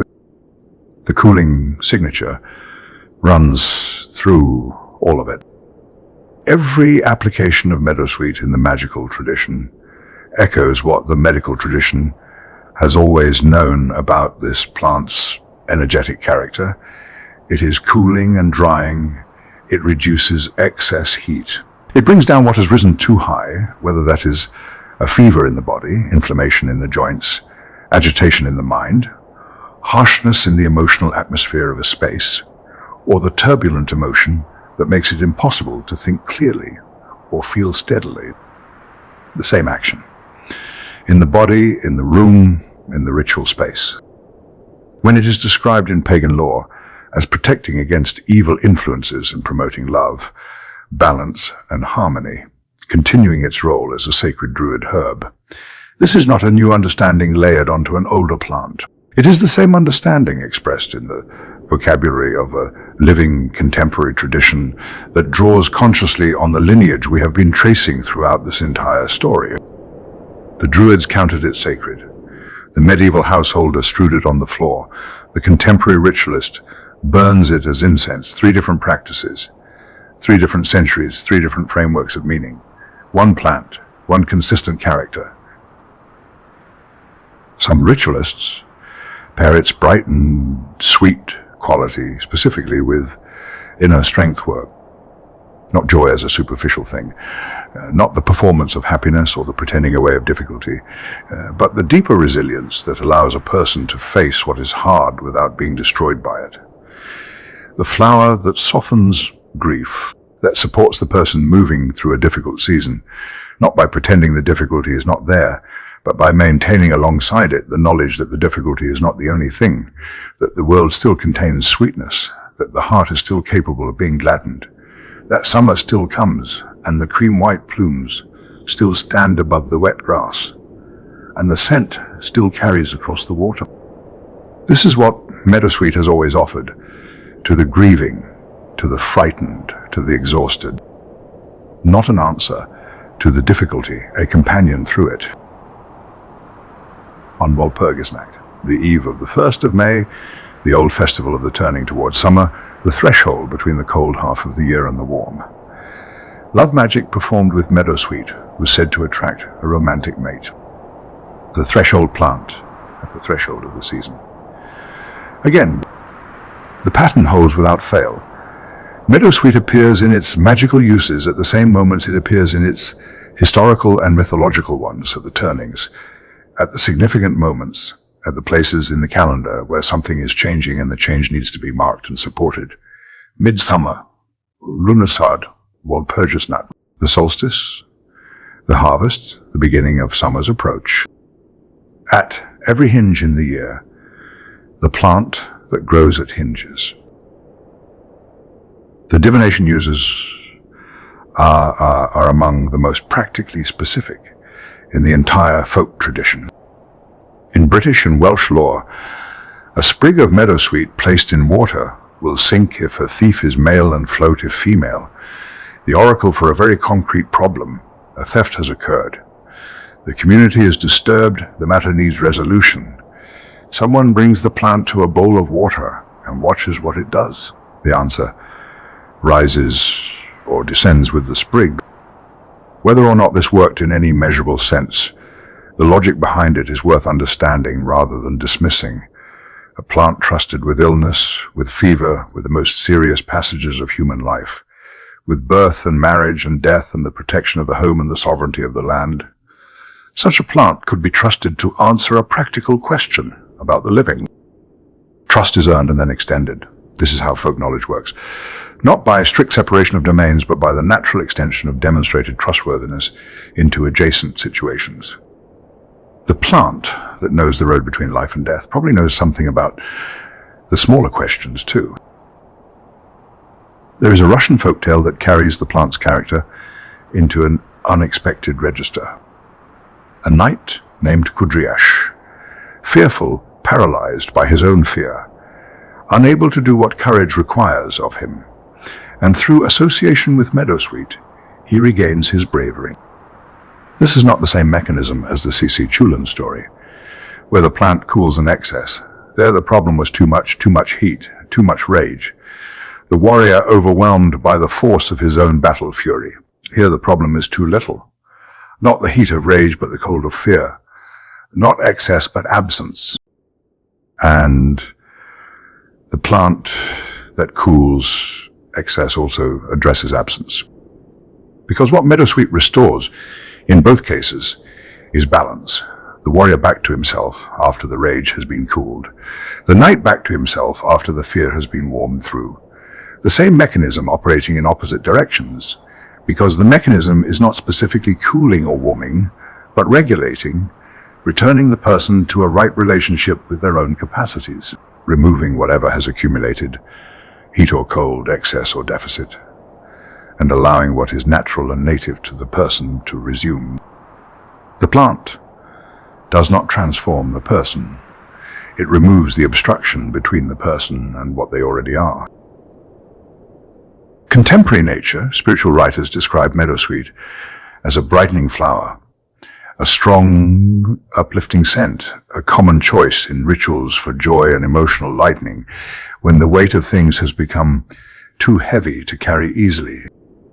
Brightening is the right word for it. Not illuminating, that suggests revelation. The sudden sharp light of something newly understood. Brightening is slower. Gentler, the gradual lifting of what has been dim, the room that was grey becoming, over time, something closer to what a room should be. The person who was heavy becoming, over time, something closer to their own weight. The heart that was closed beginning, in the persistent, sweet-scented presence of this plant, to remember that it knows how to open. By the medieval period, all of this had settled into the formal practice of the strewing herb. In medieval Europe, meadowsweet was a common household and church strewing herb, scattered on floors to scent the air, discourage lice and fleas, and help counter infection. This was not a fringe practice. This was standard domestic management across the full width of European society. from the humblest cottage to the grandest hall, from the village church to the cathedral. The strewing of aromatic herbs was one of the things that distinguished a well-managed household from a poorly managed one. And Meadowsweet was among the most valued of all the herbs used for this purpose. Its long-standing use as a strewing herb in homes and churches is now reread in combined historical and magical narratives as an early form of purification and protection magic, a practice where scent, cleanliness, and spiritual safeguarding blur into one. This rereading is not a distortion. It is an accurate description of what the practice was, seen whole rather than through a single lens. The people scattering Meadowsweet across their floors were doing all of these things with a single gesture. They were not choosing between the practical and the sacred. The plant did not require them to. In the 14th century, Chaucer knew it. He mentions meadowsweet, as one of the ingredients in a medicinal drink called fortisave. Chaucer was not writing an herbal. The plant receives no special attention in the mention. It is there because it was there in the drink, because his readers would have known exactly what it was, because by the 14th century meadowsweet was sufficiently embedded in English culinary and medicinal use that a poet could name it in passing, without pausing to explain it. The word needed no gloss. Everyone recognized it. This is the measure of an established plant, not that it is praised, but that it is assumed. And then there is Elizabeth I. Elizabeth I of England reigned from 1558 to 1603, 45 years during which she held together a kingdom under extraordinary pressures, managing the competing demands of religion and politics and international relations with intelligence and caution and theatrical confidence that her contemporaries found both admirable and baffling. She was a woman of strong opinions and particular preferences about many things. One of those preferences was for meadowsweet. Among all the herbs available for strewing in her private chambers, Elizabeth favored meadowsweet above all others. Above all others. In a court where the strewing of herbs was a formal and considered practice, where the Queen's chambers were managed with the same attention to protocol and preference that governed every other aspect of royal life, meadowsweet was the first choice, the preferred scent, the herb that the most powerful woman in England wanted around her when she slept, when she worked, when she received her advisors, when she was alone with her own thoughts. We do not know precisely why. She did not leave a note explaining her preference. We cannot ask her. What we can say is that the woman who managed England for nearly half a century, who was by every account a person of exceptional intelligence and attention to the world around her, chose this plant, not roses, not lavender, not any of the more conventionally prestigious options available to a queen with access to anything she wanted. Meadowsweet, the common mead herb, the plant of wet meadows and stream edges, the plant that Gerard would describe as making the heart merry, the plant that Finor as her crown, the plant that had flavoured the mead at the Bronze Age burial and stood in Cú Chulainn's belt and been placed under the bed of the fairy sick. Elizabeth chose the plant that carried all of this and had it strewn across the floors of her private chambers and breathed it every day. Perhaps she knew exactly what she was choosing. Perhaps she simply liked the smell. Perhaps with this plant, those two things have always been the same thing. Good. I have the full style. Let me write the section now. Before the great herbalists of the 16th century sat down to write, before Culpeper and Gerard set their observations to print and gave the English-speaking world its first systematic plant portraits, there were the physicians of the North. Men who practiced in the cold latitudes, who worked with what the wet ground gave them, who wrote in Latin or in the vernacular tongues of Scandinavia, and recorded with quiet precision what they had found to be useful, and why. One of these men was Henrik Harperstreng. Harpestreng was a Danish physician of the 13th century, a canon of Roskilde Cathedral, a man of learning and formal medical training in an era when the two were rarely separated. He died around 1244. He left behind a body of work in Old Danish that represents one of the earliest vernacular medical texts in Scandinavian literature. Not a translation of a classical authority, not a borrowed Latin compendium, but a practical record of what worked and what was used, written in the language of the people who would use it. And he knew Meadowsweet. He knew it specifically. He knew it by the part of the plant and the method of preparation, and the nature of the complaint it was meant to address. This was not the vague mention of a plant whose properties were generally understood. This was the kind of knowledge that comes from practice, from observation, from watching what happens when you apply a thing and recording what you see. Harpestreng recommended drinking Meadowsweet with wine against viper bites. This is an interesting prescription. The viper bite is not a complaint of mild inconvenience. It is a serious matter, particularly in the rural north, where adders could be encountered in the heather and marshes that Meadowsweet also favored. A physician recommending Meadowsweet for this purpose was not suggesting it as a comfort measure. He was placing it in the category of treatments for acute, dangerous events. He believed it had something real to offer against venom. Perhaps its diaphotic quality, its capacity to encourage perspiration and move things through the body, perhaps the anti-inflammatory property we now understand as salicylate activity, present in the plant in real and measurable quantities. He may not have known the mechanism, but he had seen the outcome often enough to write it down. And then there is the ear remedy. Harpestreng advised crushing meadowsweet seeds in oil and dripping this preparation into aching ears. Here, the specificity is striking, not the flowers, not the leaves, not the root.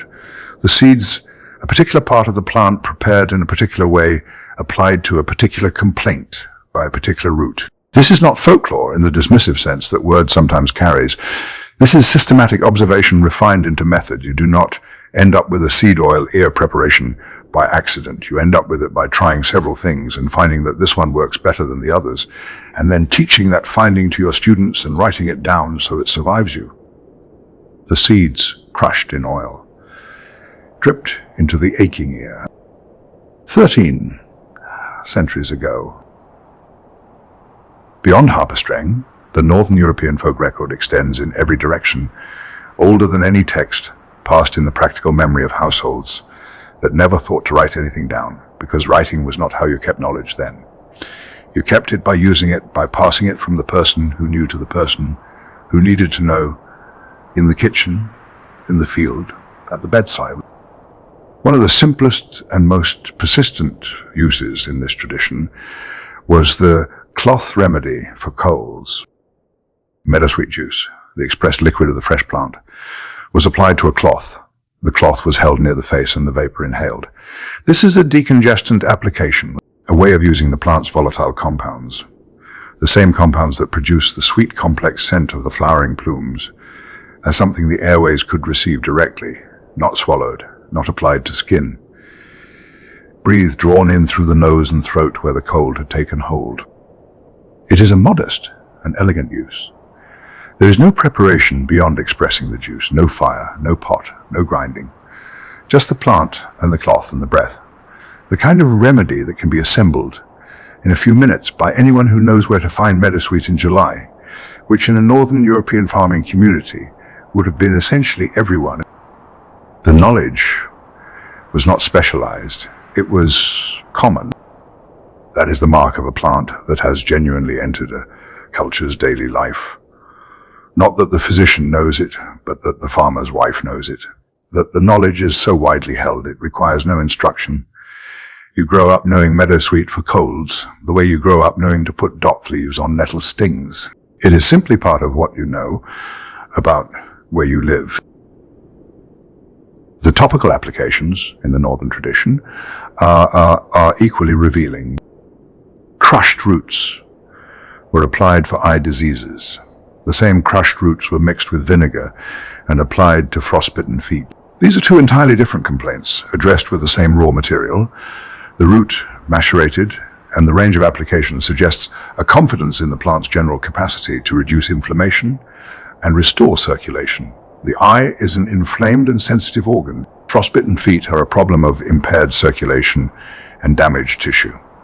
The plant was understood, in some functional, if pre-scientific sense, as something that helped the body recover from states of damage and excess, cold, inflammation, trauma to tissue. Leaves and roots were also used as compressors on wounds and as patches applied directly to gouty joints. The wound compress is a vulnerary application, something to help damaged skin close and heal. The gout patch is an anti-inflammatory one. Both are uses that make sense in the light of what we now know about the salicylate compounds the plant contains. Both were documented in the folk record long before any chemist had extracted or named those compounds. The people who used Meadowsweet this way did not know why it worked. They knew that it did. That knowledge was enough. That knowledge was, in its own way, everything. The formal apothecary record of the 16th and 17th centuries takes these folk uses and places them in a different register, written, systematic European in scope.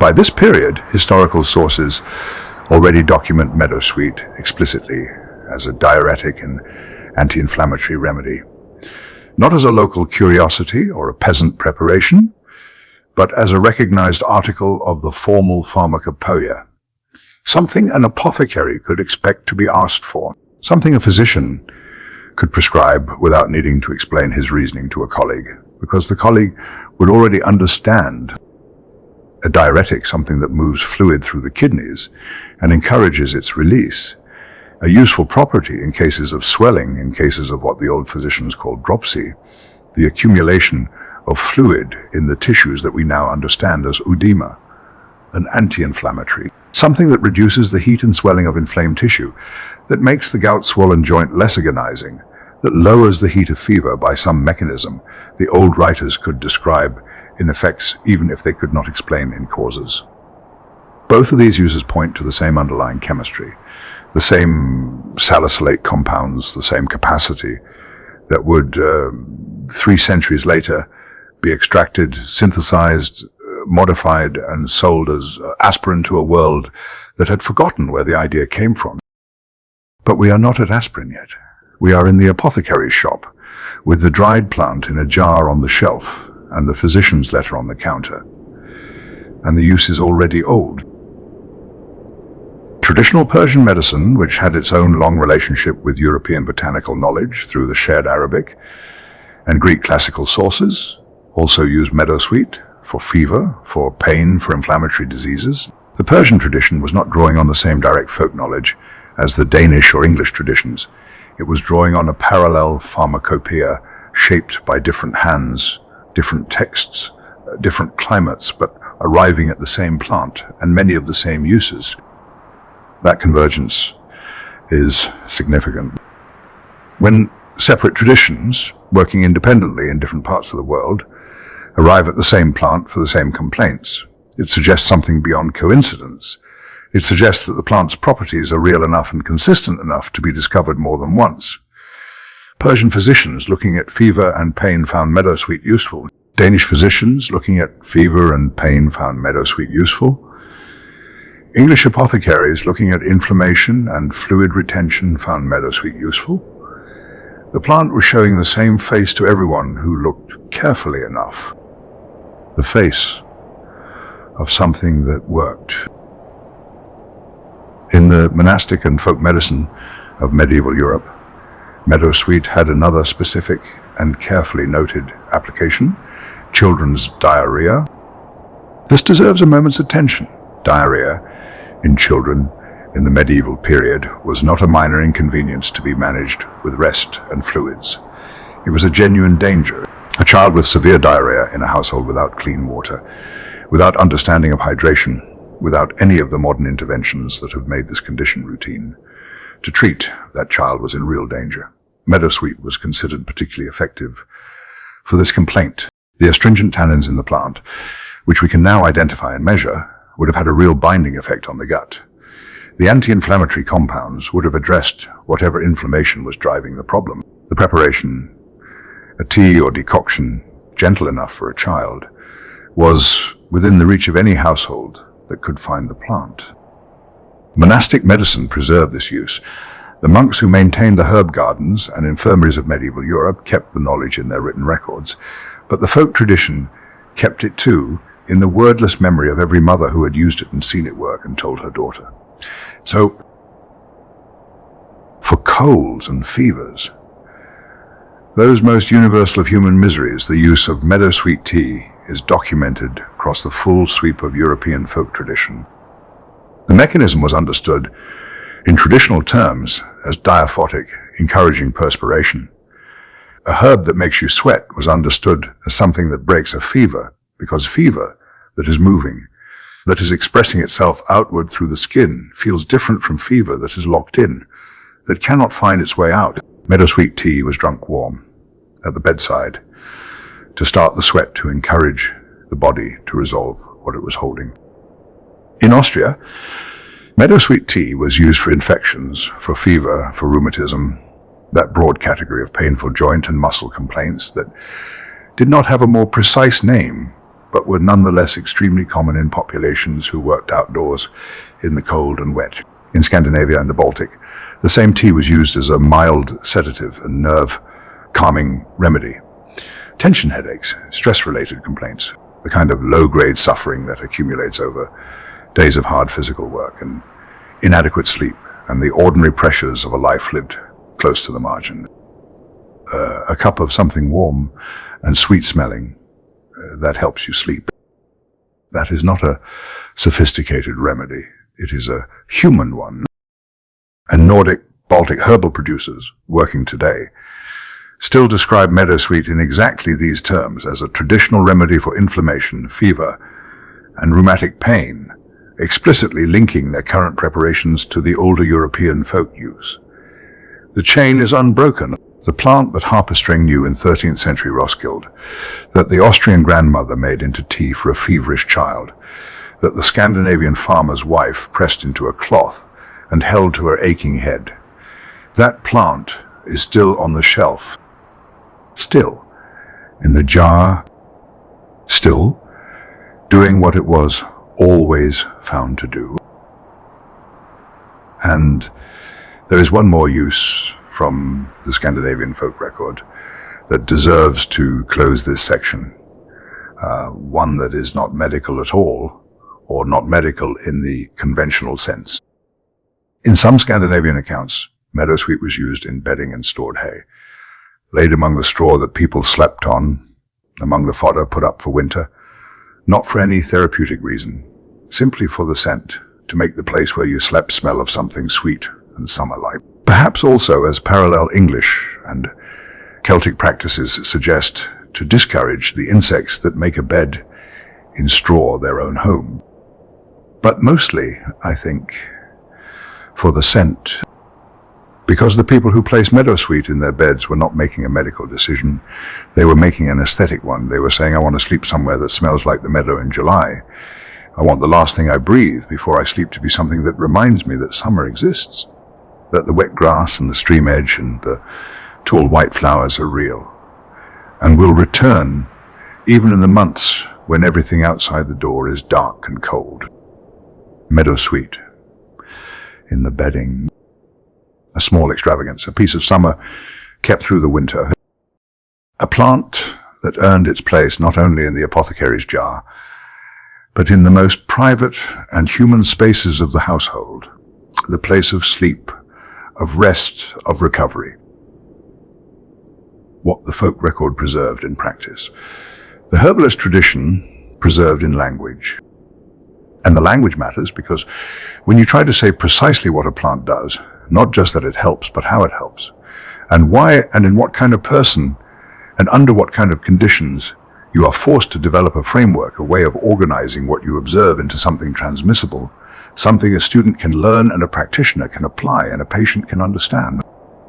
The herbalist tradition developed exactly such a framework for meadowsweet, and the framework, once you sit with it, is remarkably coherent.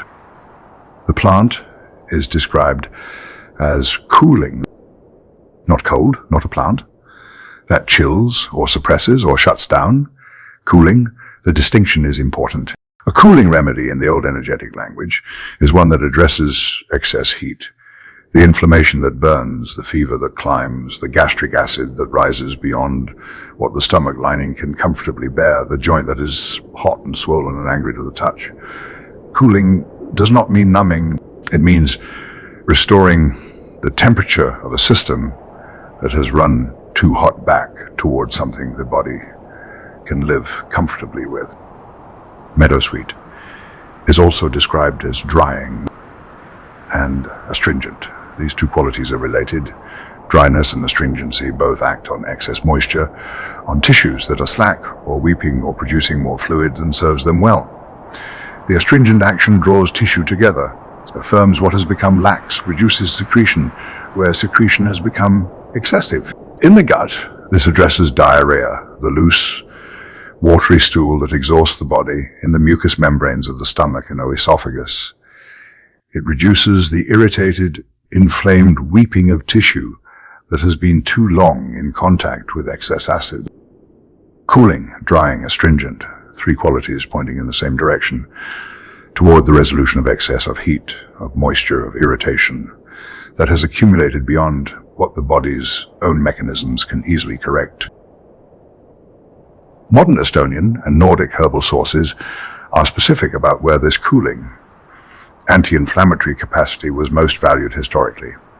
Not as a general tonic, not as a pleasant addition to the medicine chest specifically.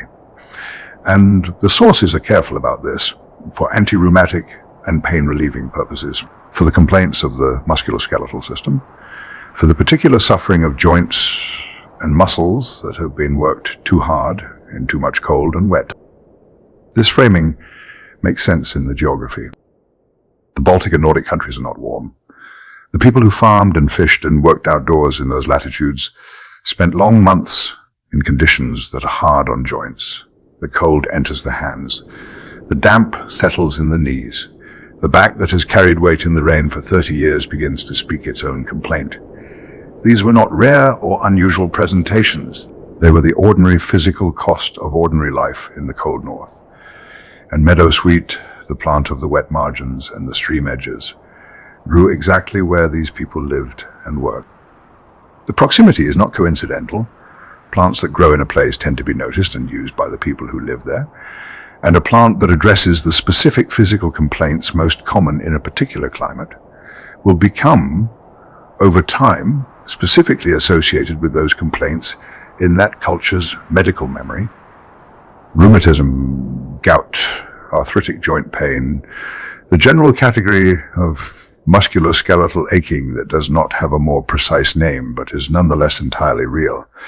These are listed across European traditions, not as marginal uses, but as primary ones.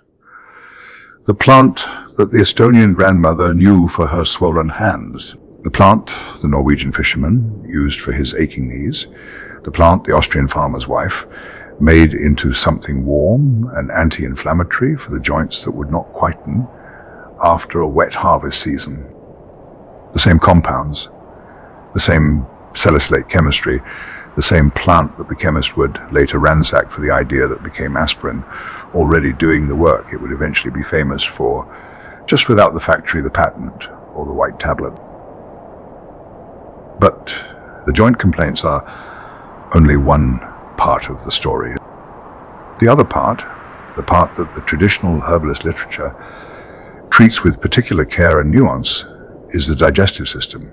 And here meadowsweet occupies a position that is genuinely unusual among medicinal plants, because its action on the gut is not simple. It is not merely soothing, not merely astringent, not merely anti-inflammatory in a general sense.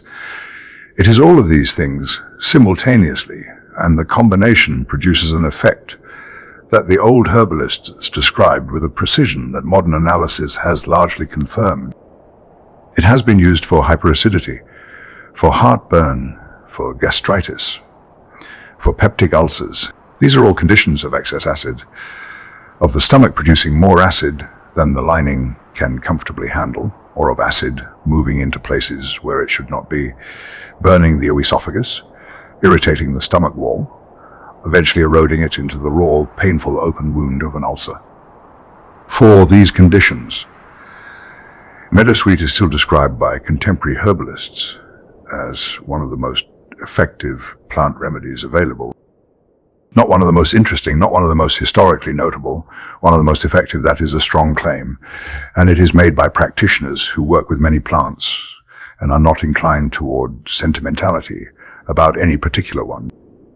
The action is described as protective of the mucosa, the lining of the stomach and esophagus and gut. The plant's tannins and flavonoids coat and soothe inflamed tissue. They reduce the irritation that has accumulated in the gut wall. They allow the lining to recover from whatever has been burning it. Whether that is excess acid, infection, or the prolonged low-grade irritation of a difficult diet and a stressful life. The astringency does something specific here. It firms the tissue that has become slack, tightens what has been loosened by inflammation, helps restore to the gut wall something of its proper integrity, its capacity to do what it is supposed to do without leaking or weeping or letting through what it should be keeping out. But here is where the analysis becomes interesting, because modern herbalists are careful to say that meadowsweet does not simply act as an antacid.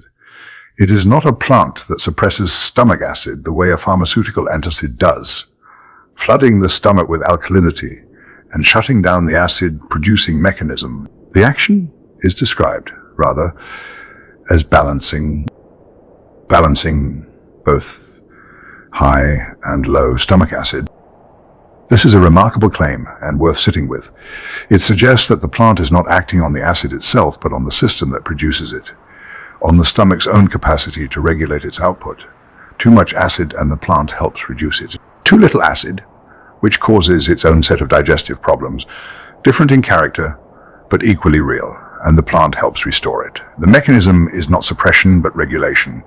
Not the imposition of a fixed alkaline environment, but the support of the stomach's own intelligence about how much acid it actually needs. The language the old herbalists used for this was alterative. A plant that acts as an alterative drains what they called metabolic waste. The accumulated excesses and residues that accumulate in tissue when the body's normal clearing mechanisms are not working properly. The alterative does not attack the problem directly. It restores the conditions under which the body's own mechanisms can address it. This is a different kind of medicine than the pharmaceutical model. It is not aimed at a single target. It is aimed at the conditions of recovery. The upper digestive tract is where the herbalist literature places meadowsweet's primary clinical value: acid dyspepsia, reflux, the persistent discomfort of a stomach that cannot find its own equilibrium. These are not dramatic complaints. They are not life-threatening in the way that viper bites and vascular fevers are life-threatening, but they are extraordinarily common, and their commonness means that a plant which addresses them reliably has an enormous reach. Almost everyone, at some point, has had a stomach that hurt. Almost everyone has lain awake at night with heartburn, or pushed away a meal because their gut was too unhappy to receive it, or spent a day uncomfortable in a way that is difficult to explain but completely impossible to ignore. Meadowsweet, alongside chamomile and plantain, forms what modern herbalists sometimes describe as a triad of soothing, mucosa-supportive plants for the inflamed gut.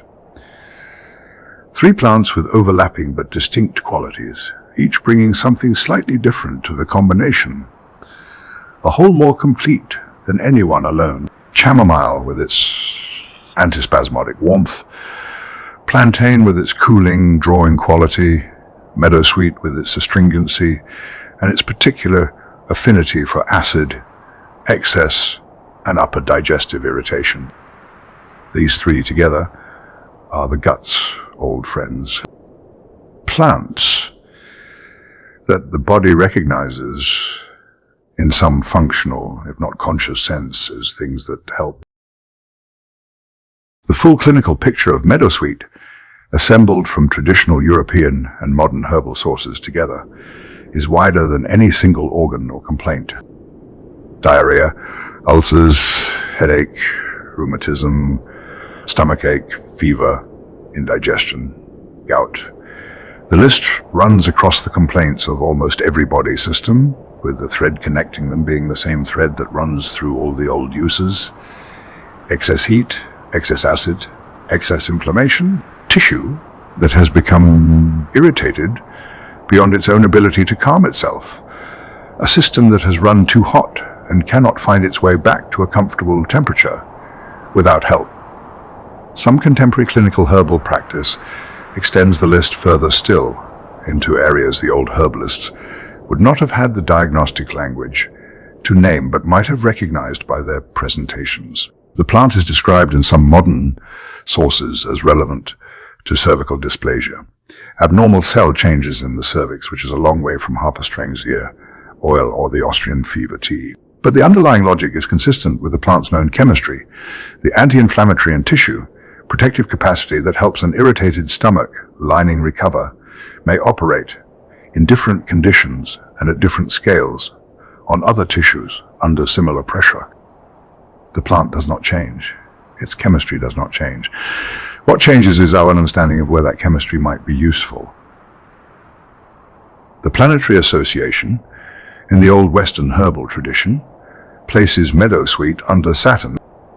Saturn governs the musculoskeletal system, bones, joints, the structural architecture of the body.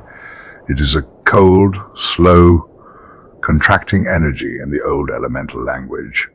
And the link to meadowsweet is made specifically in the context of rheumatic conditions where heat and dampness underlie the problem. The Saturnine framework is not about a cold remedy for a cold condition.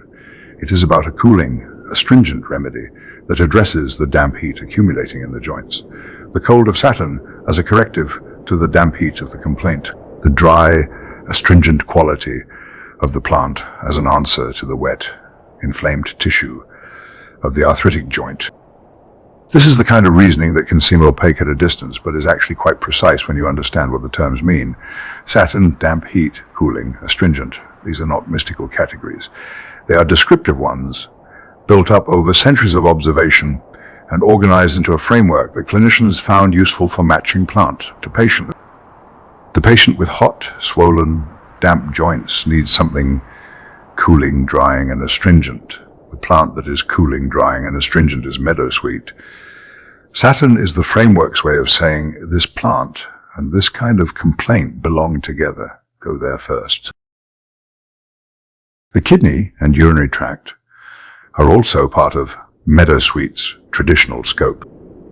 As a diuretic, a plant that supports the kidneys in moving fluid, it has been used across traditions for bladder and urinary complaints. The mechanism is gentle, not the aggressive fluid-stripping action of pharmaceutical diuretics, but the mild encouragement of a system that is sluggish, that needs support rather than forcing, fluid that has accumulated in the tissues, kidneys that are working but could be working better, the kind of low-grade urinary discomfort that accompanies cold and damp and the particular vulnerability of certain constitutions to the lower body ills. Diuretic, anti-inflammatory, astringent, mucosa, protective, vulnerary, a healer of wounds, both inside and outside the body. The same plant used internally as a tea for the irritated stomach and externally as a compress for the slow-healing wound. The same tannins, the same flavonoids, the same chemistry that protects a gut lining, also protecting the surface of skin that has been broken and is trying to close. A vulnerary is one of the oldest categories in herbal medicine. Something that helps wounds heal. The word comes from the Latin for wound. And meadowsweet has been in this category since at least the folk record of Northern Europe, the leaf compress, the root poultice, and remains there in modern herbalist descriptions, which emphasize its use for irritated mucosa both internally and as a wound-healing plant when applied externally. And then there are the preparations. Tea, tincture, bath, glycerite, oil infusion, strewing herb. The range of forms in which meadowsweet has been and continues to be used is itself a kind of testimony to the plant's versatility, to the fact that different parts of its chemistry become available through different preparations and that different complaints call for different approaches. The tea is the most familiar, hot water over dried flowers or leaves, steep gently, drunk warm. The volatile compounds in the steam carry the scent and some of the lighter chemistry. The water extracts the tannins, the flavonoids, the salicylate compounds. The warmth of the cup is itself part of the medicine. The comfort of something hot held in both hands. The gentle encouragement toward rest. The tincture preserves a wider range of compounds in alcohol, concentrating the plant's chemistry into drops that can be added to water or taken directly. The bath, meadowsweet flowers and leaves steeped in warm water and added to the bath, delivers the anti-inflammatory and skin-soothing compounds through the skin itself, diffusely over the whole body surface. For someone with rheumatic joints or skin irritation, a meadowsweet bath is a remedy that surrounds the person with the plant's action rather than delivering it to one specific point. The glycerite, the plant extracted into vegetable glycerin rather than alcohol, produces a sweet, syrupy preparation gentle enough for children. The oil infusion produces something for external application.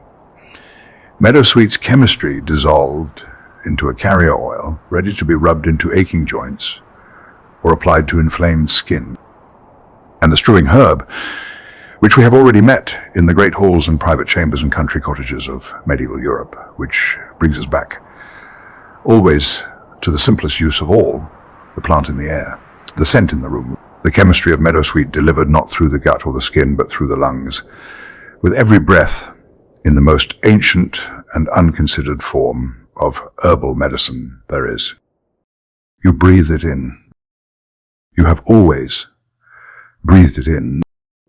Every person who has walked past a meadowsweet stand in flower on a July morning has already received, without knowing it, something of what the herbalist would later measure and prescribe and package, the volatile salicylates in the air, the sweet, complex scent that carries information as well as pleasure, the body responding, below the threshold of conscious attention, to something it has been responding to for a very long time. Before there was aspirin, there was the steeped flower. A handful of meadowsweet blossoms in a cup, hot water poured over them, a few minutes of waiting, and then the drink, warm and sweet-scented, taken for a headache or a general ache that had no more specific name than that. The body hurting in the way bodies hurt, and something being reached for that was known to help. This was not a sophisticated preparation. It required no equipment beyond a cup and hot water, no specialist knowledge beyond knowing which plant to pick and when, no measurement beyond a handful. It was the kind of remedy so simple and so widely understood that it barely registers in the written record, not because it was unimportant, but because it was too ordinary to require documentation. Everyone knew it. Everyone did it. The person with a headache reached for meadowsweet the way a person today reaches for a tablet from a foil strip in the kitchen drawer, automatically, without ceremony, because it was simply what you did when your head hurt and you needed it to stop. And it worked. Not because of magic or tradition or the accumulated weight of belief, though all of those things were present. It worked because of chemistry that no one in those households had named or measured or understood in any formal sense.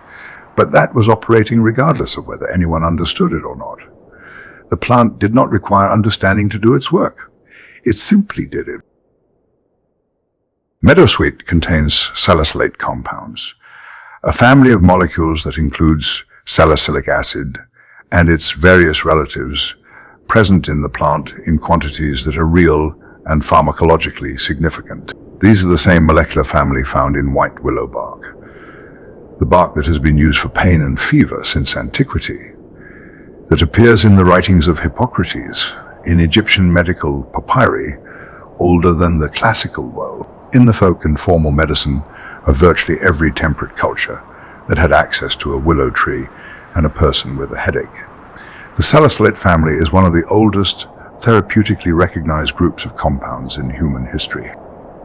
And meadowsweet carries them too, not identically to the willow, The specific profile of salicylate compounds differs between the two plants, as does the surrounding chemistry of tannins and flavonoids that accompanies them, but the same family, the same fundamental molecular logic, the same capacity to reduce inflammation, to lower fever, to interrupt the pain signal at a chemical level, and give the body a chance to stop hurting for long enough to begin recovering. The salicylates are why the tea reduces a headache, why the compress cools a swollen joint, why Harperstrang's preparations worked for the complaints he so carefully recorded, why the Austrian grandmother's fever tea broke the fever that the household had been watching with worry, why the Scandinavian farmer reached for this plant specifically, and not some other when his joints ached in the cold months after harvest, why every tradition that encountered meadowsweet in the wet margins of the northern world found it useful for the same broad category of complaints: pain, heat, inflammation, fever.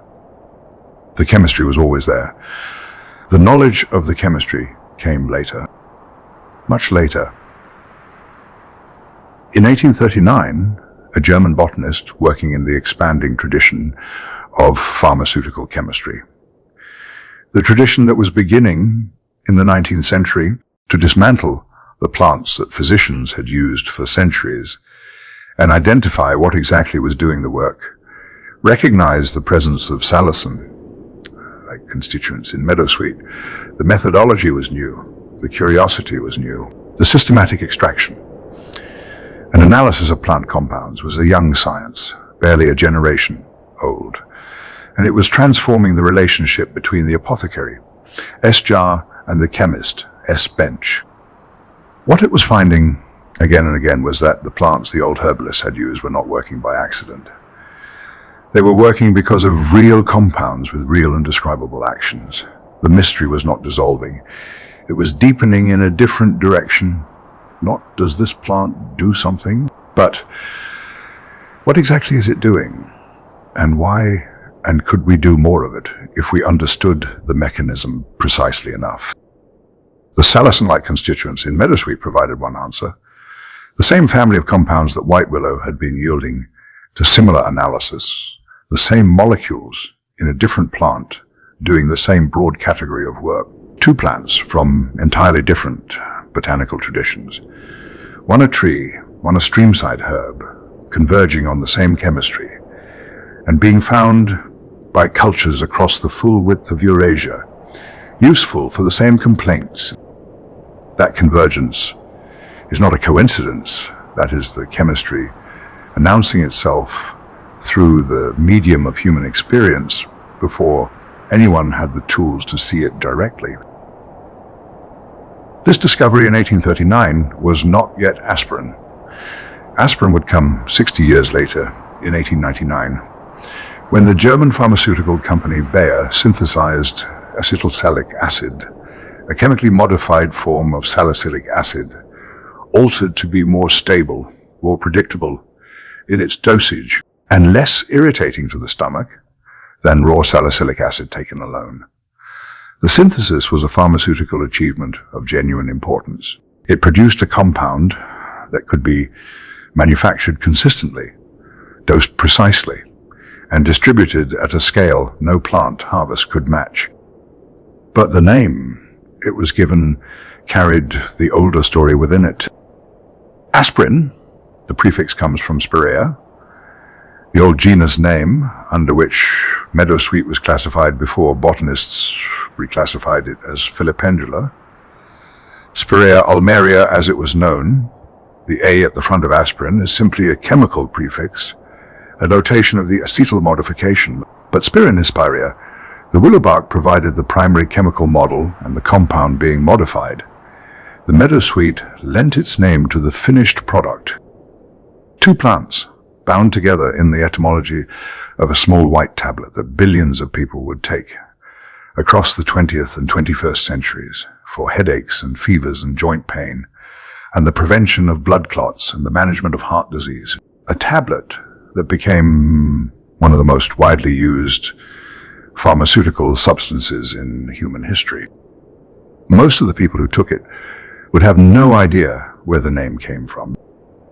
Most still do not. The meadowsweet grows in the wet margins of the stream, The aspirin is in the bathroom cabinet. The distance between them feels absolute. It is not. The salicylates in Meadowsweet do not work alone.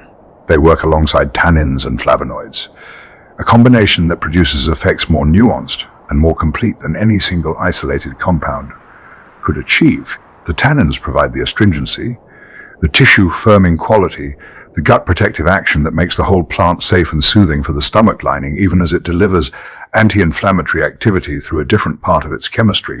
The flavonoids contribute antioxidant effects and additional anti-inflammatory activity through pathways distinct from the salicylate mechanism. The whole plant, as taken in a tea or tincture or compress, is presenting the body with a complex of compounds that work together, that moderate each other, that produce a combined effect the herbalist tradition described with some precision, even without knowing the chemistry behind it. And this is exactly where the plant diverges from the pharmaceutical product that borrowed its name and its molecular inspiration. Aspirin, isolated, modified, standardized, manufactured, acts powerfully and predictably on inflammation and pain. It does what the salicylate chemistry does, reliably and at a known dose. But it does it without everything else in the plant, without the tannins that protect the stomach lining, without the flavonoids that moderate the inflammatory response through additional pathways, without the mucilaginous and vulnerary compounds that help irritated tissue recover, rather than simply suppressing the signal that the tissue is irritated. Aspirin can cause gastric irritation. In sensitive individuals or at high doses, it can cause gastric bleeding. It does what it does to inflammation throughout the body, including the protective inflammation of the stomach's own lining, and the stomach can suffer for it. Meadowsweet, taken as a tea, is one of the traditional herbal remedies for the very stomach irritation that aspirin itself can cause. The plant that inspired the drug, soothing the damage the drug can leave behind. The herbalists who recommend it for this purpose are not being ironic. They are making a straightforward clinical observation. Meadowsweet's protective and soothing action on the gastric mucosa is real and documented. Its use alongside or after aspirin for people whose stomachs do not tolerate the pharmaceutical well is a practical application of the plant's oldest and most consistent quality, that it does not simply attack a problem, but supports the conditions under which the body can address it without being further harmed in the process. The willow gives you the sword, the meadowsweet gives you the shield. Both were always growing by the water. Both were always there. At some point, the folk remedy and the regulatory occupy the same page. That moment arrived for Meadowsweet in 2011, when the European Medicines Agency published a formal assessment report on Filipendula ulmaria, its herb and its flowers, as part of the ongoing European project of evaluating traditional herbal medicines against modern standards of evidence and safety. This is not a romantic document. It is the kind of careful, qualified, formally structured text that regulatory bodies produce when they are trying to be precise about things that resist easy precision. But what it says, beneath the careful language, is significant. It says, this plant has a documented traditional medical role in France, Spain, and Germany. It says the traditional indications are real and recognizable. It says there is experimental evidence supporting several of the plant's traditional uses. And it says, in the formal language of a European herbal monograph, Meadowsweet's aerial parts, the flowers and the herb, are suitable for herbal tea preparations used for symptomatic relief of minor digestive complaints for adults at defined doses. A regulatory body in 2011 recommending Meadowsweet tea. Harper Strang would have found this entirely unremarkable. He had been recommending it since the 13th century. But the fact that a modern European institution, one with access to the full weight of contemporary pharmacological research, arrived at the same plant and largely the same uses is not unremarkable at all. It is the old knowledge being confirmed by a different kind of looking, the folk record and the clinical record arriving from their very different starting points at the same destination. The Emma Report's list of official traditional indications is worth reading carefully because it maps almost exactly onto the uses that appear in the folk record and the historical herbal literature. Relief of common cold symptoms, relief of minor articular pain, joint pain in plain language, facilitation of renal and digestive elimination, used as an analgesic for headaches and toothache, and separately, topical use for symptomatic treatment of minor painful joint conditions. Common cold, joint pain, digestive and kidney support, headache, toothache. External application for painful joints. This is the same list that appears in harvesting, the same list that appears in the Austrian folk record and the Nordic Baltic tradition. The same list that Culpeper and Gerard would have recognized. The same list that the farmer's wife kept in her practical memory and the apothecary kept in his written one. The European Medicines Agency did not discover new uses for meadowsweet. It confirmed old ones. It took what the folk tradition had preserved through centuries of continuous practice and ran it through the machinery of modern evaluation and found, on the other side, that the tradition had not been wrong. The tradition had been right all along. The experimental work cited in the MA report adds another layer of confirmation, and some of it is striking in its specificity. Flower preparations, the blossoms, specifically the creamy plumes that bloom at midsummer, were found in animal studies to lower motor activity and body temperature, to reduce movement, to bring down heat. In the language of the old herbalists, this is the sedative and febrifuge action, the calming, the cooling. In the language of the laboratory, it is a measurable reduction in motor activity and core temperature. The phenomenon is the same, the vocabulary differs. The plant does not care which vocabulary you use to describe what it does.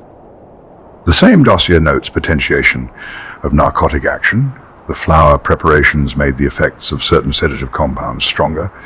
This correlates with the folk sense of meadowsweet as a calming, sleep-supporting plant. Not a sedative in the pharmaceutical sense, not a substance that forces unconsciousness, but something that deepens and supports the body's own movement toward rest.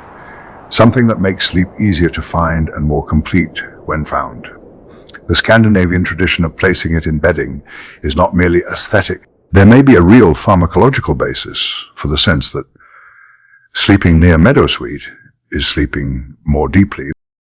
And then there is the stomach. The Emma report notes reduced vascular permeability in animal studies, a reduction in the leakiness of blood vessels in inflamed tissue, which is part of the mechanism behind reduced inflammation, and stomach ulcer prevention, not treatment after the ulcer has formed, prevention.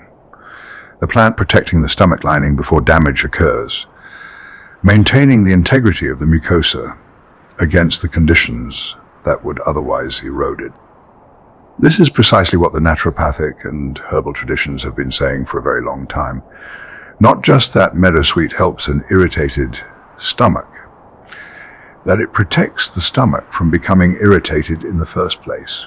That it is, in the language of one contemporary naturopathic profile, a specific for peptic ulcers both prophylactically and as treatment, a plant to take before the ulcer develops, if you know you are prone to them, a plant to take when the ulcer is present to protect the damaged tissue and support its recovery. Both directions, both timings. The dual action of regulating gastric acid and protecting the mucous membranes. These two functions working together is what makes meadowsweet unusual in the landscape of plants used for digestive complaints. Many plants are soothing, many plants are astringent. Fewer plants both regulate the production of the acid that is causing the problem and simultaneously protect the tissue the acid is damaging. This combination is the specific quality that makes it a specific in the herbalist's technical sense. Not just a useful plant for digestive complaints generally, but the plant you reach for first when the complaint is peptic ulceration or acid-driven gastric damage. The living folk tradition is not merely historical. Ethnomedicinal fieldwork conducted in North Karelia, Finland, in the 2010s, within the lifetime of many people reading or hearing this, records Filipendula, ulmaria among the plants, still in active use, not as a curiosity, not as something an elderly person remembers their grandmother using, as something people are actually still using in the present tense, in the way that living traditions are used, practically without drama, because it works and they know it works, and that knowledge has not been interrupted. A Finnish ethnomedicinal survey confirms that ethnic Finns and Karelians share broadly similar current uses for the plant. The knowledge crosses the ethnic and linguistic boundary between these two peoples while remaining consistent in its content, the same plant, the same applications, the same understanding of what it is for. This is what a living tradition looks like. Not a text, not a museum piece, not a reconstruction. People in the present century in northern Finland making tea from a plant that Harper-Streng wrote about in the 13th century for broadly the same reasons. The chain is unbroken. 8 centuries of continuous use in the same geographic region, with the same plant for the same core complaints. That is not a coincidence or a cultural affectation. That is the persistence of knowledge that works.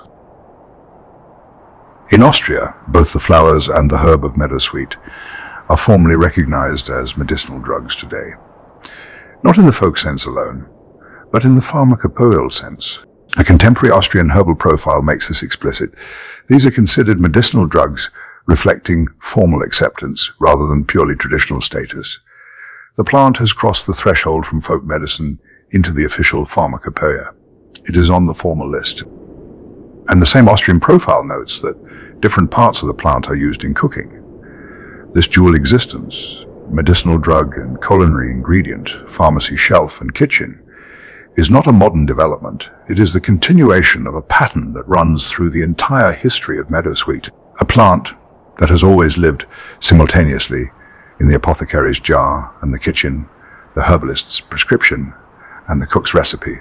The same scent that perfumed the mead at Bronze Age feasts and flavored the wines that Harper-Streng prescribed for viper bites is present in modern culinary preparations of the plant's flowers, in syrups and vinegars and jellies and desserts that carry that sweet, almond-touched, slightly medicinal fragrance into contexts that are purely about pleasure. Medicine and food. The boundary between them with this plant has never been very firm. The pharmacognosy literature, the scientific study of plant-derived medicines, adds further layers to the picture. Reviews of the experimental evidence note antioxidant, antimicrobial, and gastroprotective actions in laboratory and animal studies, supporting the traditional use for inflammatory and digestive conditions. The antioxidant activity is what you would expect from a plant rich in flavonoids, a capacity to neutralize the reactive oxygen species that contribute to cellular damage and chronic inflammation. The antimicrobial activity is more specific, evidence that some of the plant's compounds are active against certain bacterial and fungal species, which may partly explain its traditional use for infections and its long history as a wound treatment. A wound treated with a plant that is both anti-inflammatory and antimicrobial has 2 of the most important properties. A wound treatment can have: the inflammation is managed, the infection risk is reduced, the tissue can heal without being overwhelmed by either the immune response or the microbial challenge. This is not sophisticated. It is exactly right. A 2024 pharmacological review, the most recent formal assessment of the plant's pharmaceutical potential, at the time of this telling, notes that Filipendula ulmaria is of active interest to the pharmaceutical industry for a specific list of conditions: rheumatism, arthrosis, arthritis, gastrointestinal disorders, liver malfunction, and gout. Rheumatism, arthritis, gout, gastrointestinal disorders. The same complaints that appear in the folk record of Northern Europe, the same complaints that appear in Harper-Streng 13th century prescriptions, the same complaints that the EMA report lists as traditional indications. The pharmaceutical industry in 2024 is interested in this plant for the same reasons that a Danish physician was interested in it 8 centuries earlier. The wheel has not so much turned as it has come back to face the same direction it was always facing. The gout application is worth a particular moment's attention. Gout is a condition driven by the accumulation of uric acid in the blood. Uric acid that crystallizes in the joints, particularly in the toes and feet, producing some of the most acutely painful inflammation the human body is capable of experiencing. The attack arrives suddenly, often at night, in a joint that has been perfectly normal and becomes, within hours, so exquisitely sensitive that the weight of a bedsheet is unendurable. Traditional treatment for gout has always involved, among other things, the promotion of uric acid excretion, getting the body to move the excess uric acid out through the kidneys and the urine before it has a chance to crystallize. Meadowsweet's traditional role in gout uses both of its primary capacities simultaneously, the anti-inflammatory action that addresses the acute pain and swelling of the attack, and the diuretic and uricosuric action, the promotion of uric acid excretion that addresses the underlying cause. A contemporary naturopathic profile makes this explicit, stressing the plant's role in promoting uric acid excretion as the mechanism underlying its use in gout and in some forms of arthritis. This is why Meadowsweet appears in the gout record across so many different traditions. It is not treating the symptom while leaving the cause. It is addressing both simultaneously with a single plant, the joint that is less inflamed in the bloodstream that is more efficiently clearing what caused the inflammation. Both things happening at once because the plant has both capacities and they work together. And then there is the aspirin allergy consideration, a practical note that the modern herbal literature is careful to include.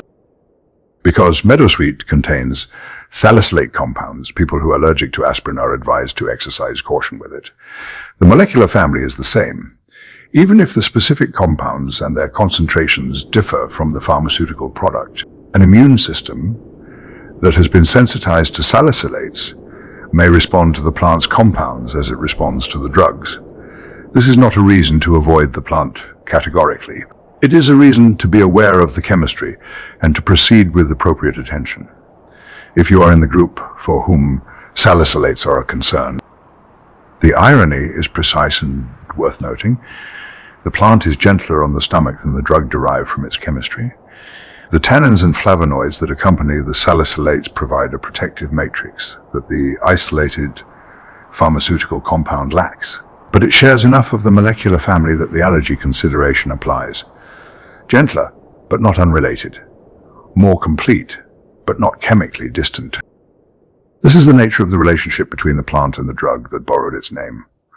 Related, overlapping, not identical. The plant is not aspirin. Aspirin is not the plant. The plant came first and was always more complex and remains for certain applications and certain people.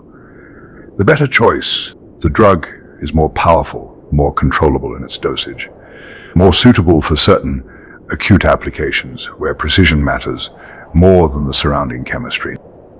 They are not rivals. They are relatives. The plant and the tablet, the streamside herb and the blister pack, the same molecular family, the same therapeutic territory, the same ancient complaint of the body in pain and the human impulse to do something about it. Meadowsweet was doing something about it long before anyone knew what to call what it was doing. It is doing something about it. Still,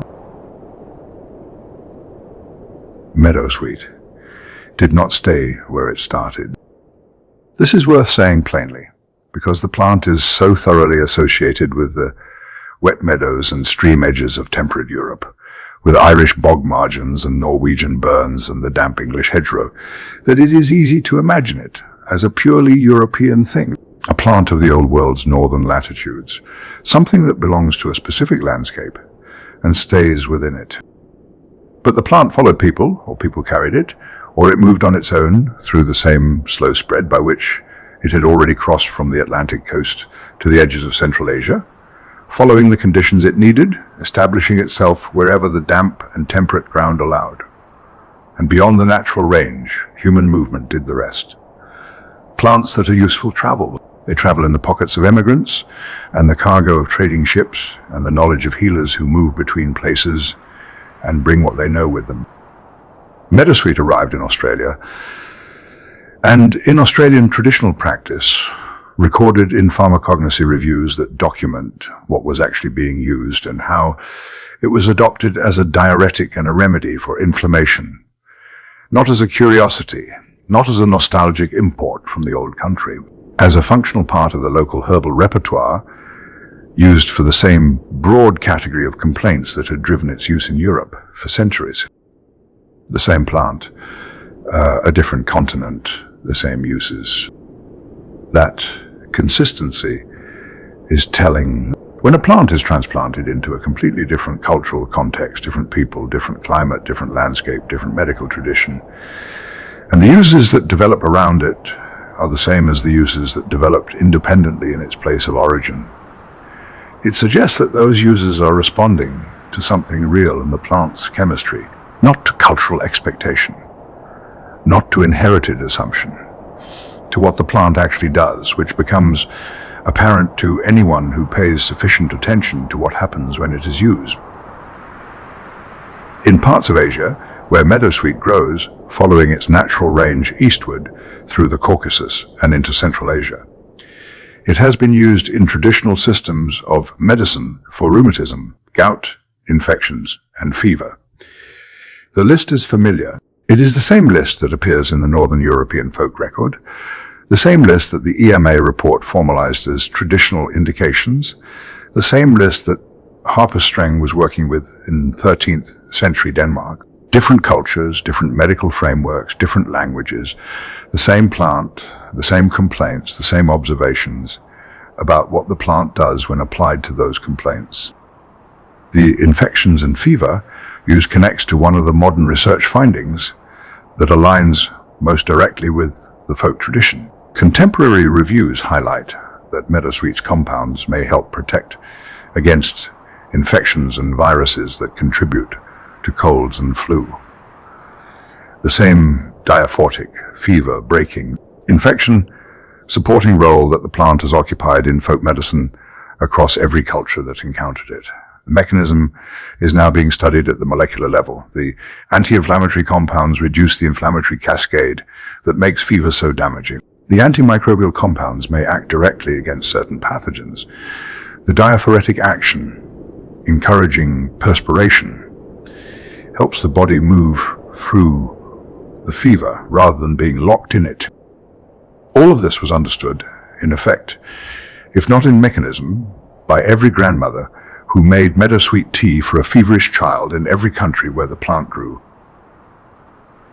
The modern summary of meadowsweet's pharmacological profile has settled across multiple review sources into 5 main categories: anti-inflammatory, antioxidant, gastroprotective, analgesic, antimicrobial.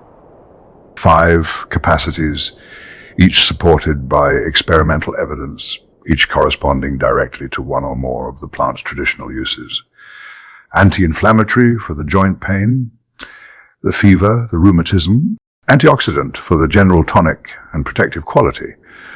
The sense that the plant supports overall vitality, that it is good not merely for specific complaints, but for the background condition of the body that makes it more or less vulnerable to those complaints. Gastroprotective for the stomach lining, the ulcer prevention, the acid regulation.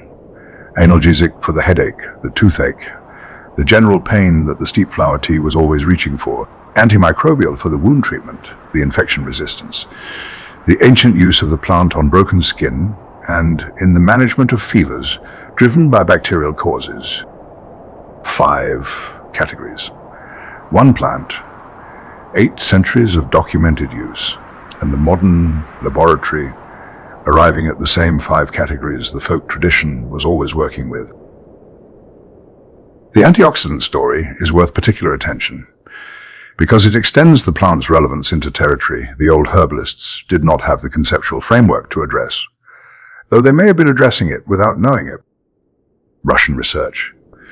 And Russia has a long and serious tradition of ethnobotanical and pharmacological work on the plants of its vast territory, has explicitly explored Filipendula ulmaria as a source of polyphenols that may help counter oxidative stress in older populations.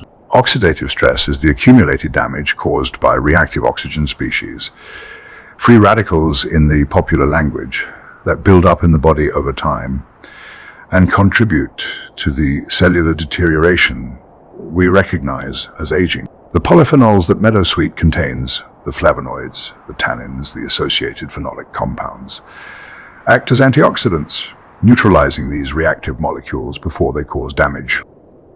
The Kaliningrad region study is particularly detailed. Kaliningrad is Russia's Baltic exclave, a small territory on the Baltic coast, surrounded by Lithuania and Poland, with a climate that suits Meadowsweet extremely well. Ethnobotanical work there has confirmed that the plant growing in that region shows high polyphenol and flavonoid content and strong antioxidant activity in laboratory extracts. And, critically, the study confirms that the extracts with the highest polyphenol and flavonoid content show the greatest antioxidant activity.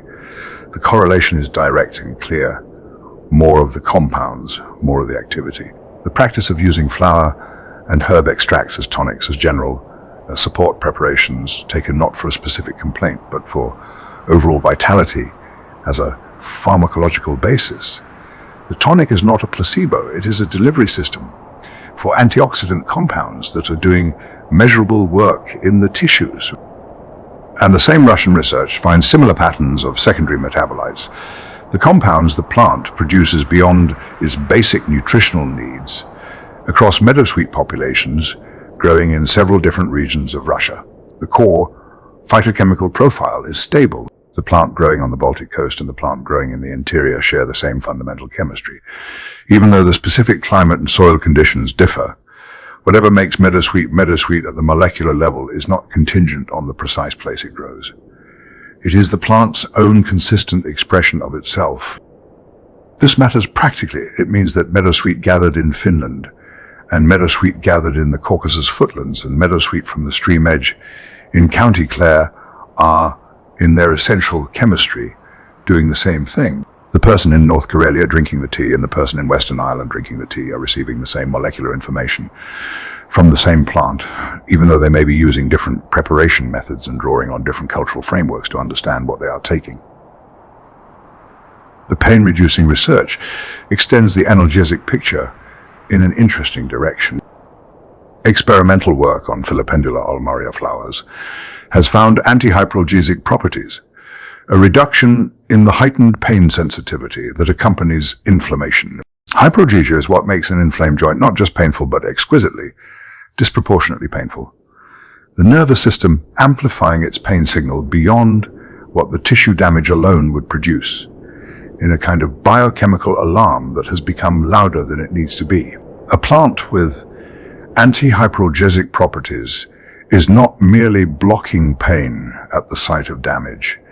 It is addressing the amplification, quietening the nervous system's overcorrection. This is a more nuanced form of pain relief than simple analgesia.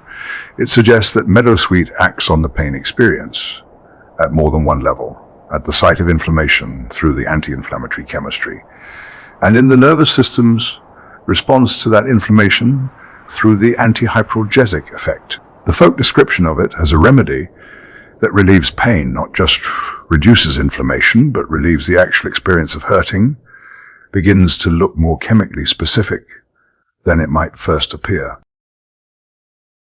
Meadowsweet also contains notable levels of vitamins A, B, C, and K. This is not always emphasized in the medicinal literature, which tends to focus on the pharmacologically active compounds, the salicylates, the flavonoids, the tannins.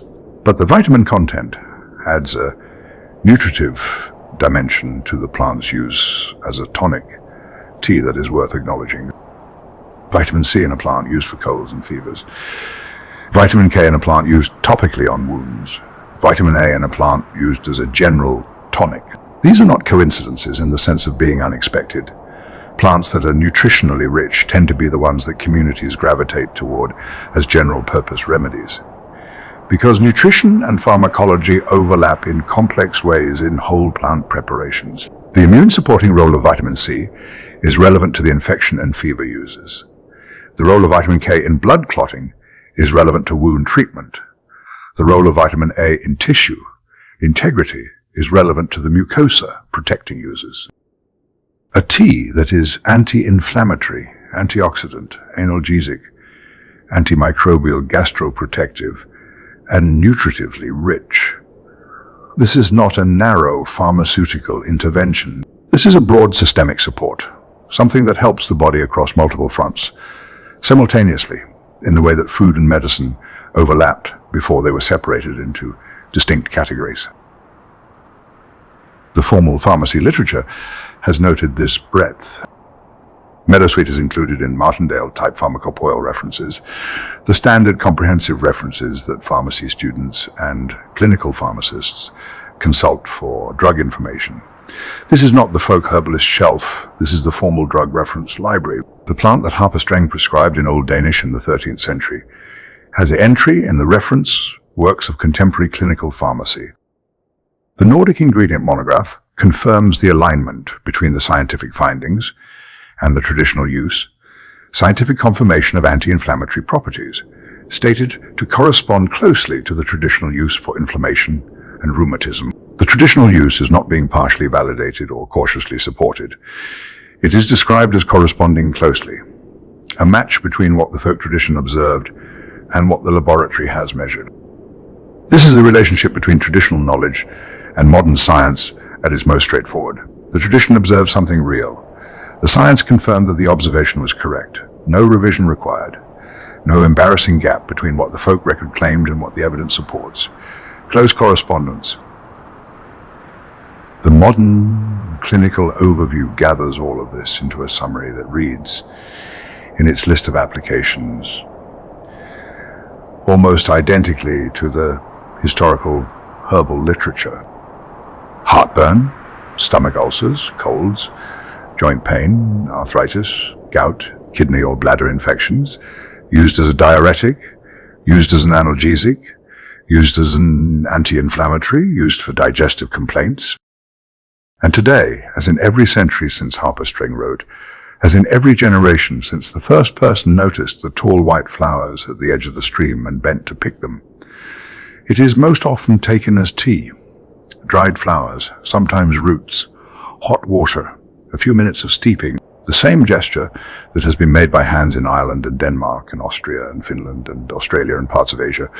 Over 800 years of recorded use, and however many thousands of years of unrecorded use before that. Herbalists today recommend starting at low doses for new users, a practical caution for anyone beginning with an unfamiliar plant, particularly one with active salicylate chemistry. But the preparation is unchanged. The flowers dried, the water hot. The waiting, the same. Cup, different hands holding it, different centuries, different continents, different words for what they were doing and why. The same warm, sweet-scented liquid, the same plant. The polyphenols moving from the flower into the water, the flavonoids following, the tannins releasing their gentle astringency, the volatile compounds rising with the steam, the body receiving what it has always received from this plant.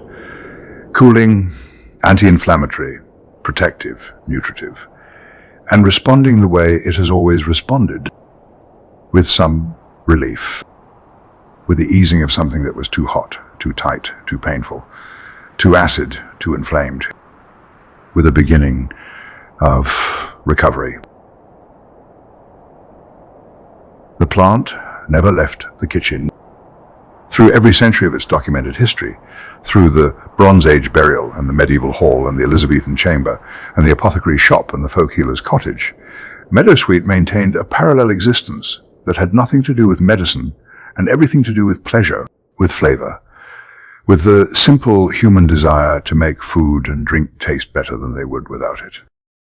That culinary existence has not ended. It has if anything, expanded, spreading from the mead and the strewing herb into a wider range of modern preparations that the plant's ancient users would have found surprising in their variety but entirely recognizable in their essential character, the same sweet, almond-touched, faintly medicinal scent, the same flowers, dried or fresh, the same impulse to put this particular fragrance into things that are consumed and enjoyed. The German name for meadowsweet, Meadowsweet, carries the culinary history within it, encoded in the etymology that Austrian and German herbal descriptions have carefully preserved. There are two possible origins for the name, and both are instructive. One derives from met, the German word for mead, the fermented honey drink that was the prestigious alcoholic beverage of the early Germanic and Norse world. Meadowsweet in this reading is the mead sweet, the sweetener of mead, the plant that goes into the brewing vessel when you want to give the drink its particular character. The other derives from Erche, the German word for mowing, for the cutting of hay. Meadowsweet in this reading is the sweet of the mown meadow, the plant whose fragrance rises when the scythe passes through the tall summer grass and releases what was held in the stems.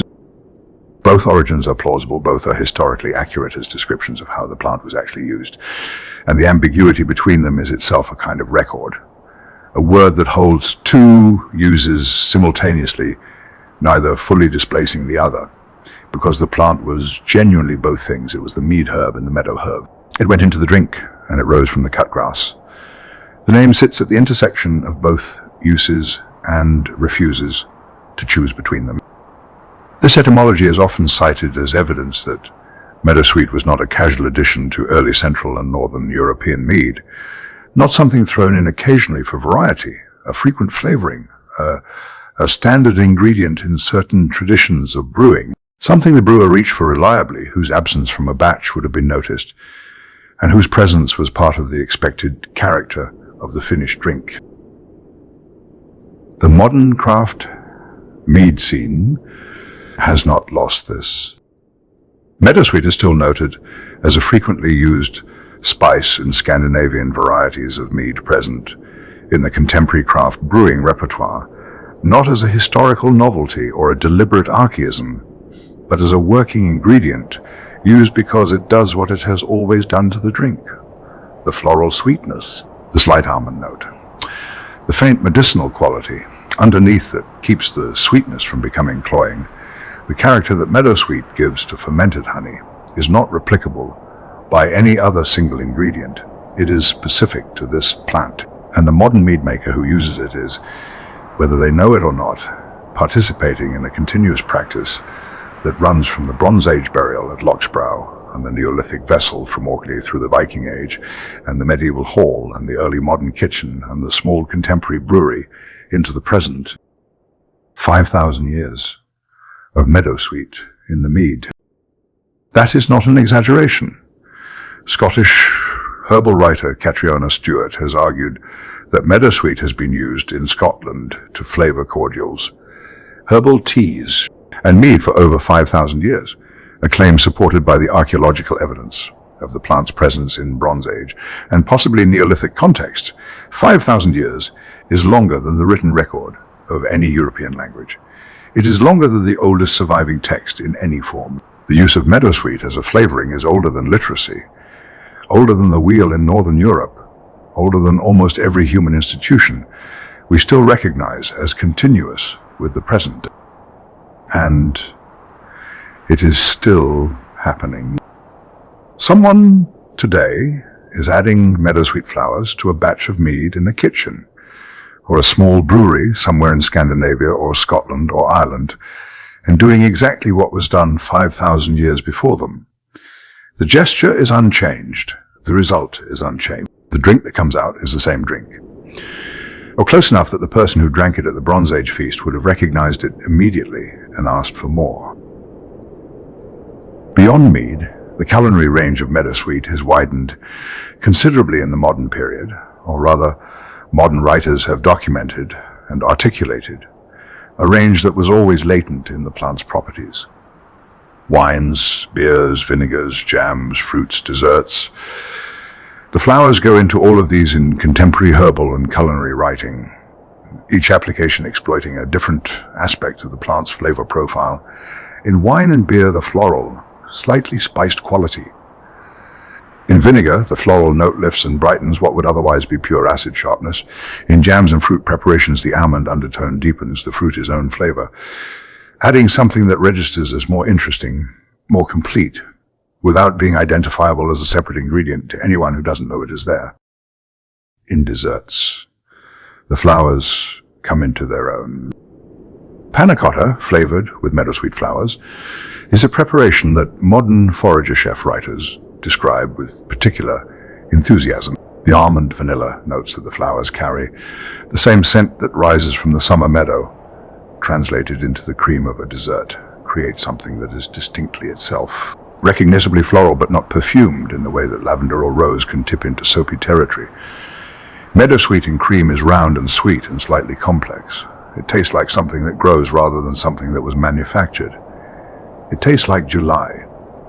Some modern culinary writers go further and recommend it as a wild substitute for almond essence.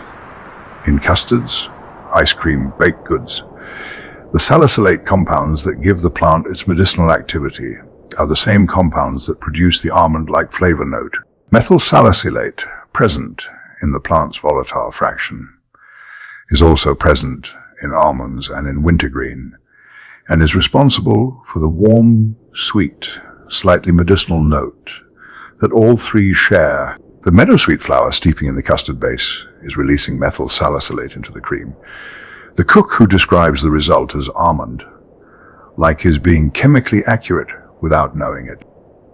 This is the same compound that flavored the mead, the same compound that the bees smell when they come to the flowers, the same compound that carried across the room when Elizabeth's chambers were strewn and the Queen breathed it in. Chemistry, fragrance, flavor, medicine, all arising from the same molecular source, expressing itself differently depending on the context, but always recognizably itself. Beyond eating and drinking, the flowers persist in the domestic world as potpourri and room fragrance. Dried meadowsweet flowers hold their scent for a long time, longer than many dried herbs, which lose their volatile compounds quickly once the plant is cut and dried. This longevity made them valuable as a strewing herb in the medieval household, where the floor covering needed to remain fragrant through days or weeks of use rather than a single occasion. And it makes them valuable today as a potpourri ingredient, something that continues to release its sweet, complex scent into a room long after it has been cut and dried and placed in a bowl on a shelf. This is the strewing herb in its modern form. The gesture has changed.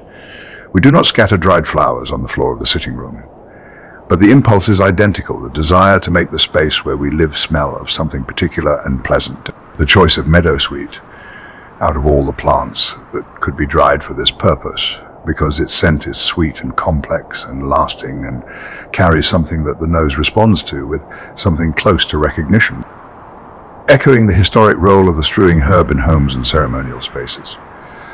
The language used in contemporary descriptions of this use is careful to make the connection explicit. The bowl of dried flowers on the modern sideboard is the descendant of the meadowsweet scattered across the floor of the medieval hall. The intention is the same, the plant is the same, the scent is the same, and then there is the dye. The roots of meadowsweet yield a natural dye, a fact mentioned in some botanical profiles as almost an aside. A small additional note after the medicinal and culinary and fragrant uses have been listed, but it deserves a moment on its own, because it extends the plant's usefulness into territory that is easy to overlook. A dye plant is a textile resource. It is something that changes the color of cloth, that takes wool or linen or cotton and gives it a color that comes from the earth, from the plant, from the particular chemistry of the root, boiled in water with the fiber. The colors that plant dyes produce are different from synthetic dyes in character, generally softer, more complex, more variable, depending on the mordant used and the season of harvest and the specific conditions of the dyeing. They have a relationship with light that synthetic dyes rarely replicate. Meadowsweet root dye falls in the yellow to black range, depending on the mordant. The fixing agent used to set the color in the fiber. With different mordants, The same root produces different colors from the same plant. This variability is part of what makes natural dyeing a craft rather than a manufacturing process. The interaction between plant and mordant and fiber and water chemistry produces results that require skill and attention and cannot be fully standardized. The people who knew meadowsweet as a medicine and a flavoring and a strewing herb also knew it as a dye source. The same plant serving the household in yet another register. Something for the stomach, something for the drink, something for the drink, something for the floor, something for the wool. A plant so thoroughly integrated into the practical life of the communities that used it that it is difficult to identify any aspect of daily life it did not touch. Medicine, food, drink, fragrance, fiber and textile. And still, underneath all of it, the irritable bowel and the heartburn and the too-acid stomach that the contemporary herbal literature still reaches for meadowsweet to address. The upper digestive niche that the plant has occupied since the earliest folk records, and that it continues to occupy today, in the same preparation that has always been its most common form. The dried flowers, the hot water, the waiting, the cup held in both hands, warm against the palms, the steam rising with the scent that is sweet and slightly almond and faintly medicinal and unmistakably itself. The same cup, still being made, still working.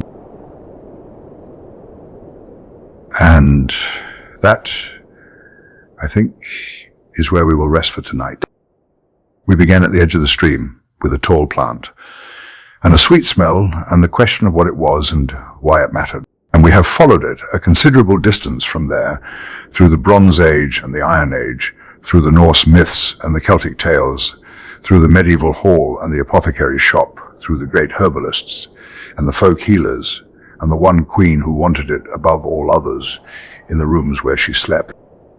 We followed it into the chemistry laboratory, where the compounds that explain what it does were finally named and measured. We followed it to Australia and across Asia and into the formal monographs of European regulatory bodies. We followed it into the kitchen, where it still flavors the mead and the dessert and the vinegar, doing what it has done for 5,000 years without needing anyone to explain why.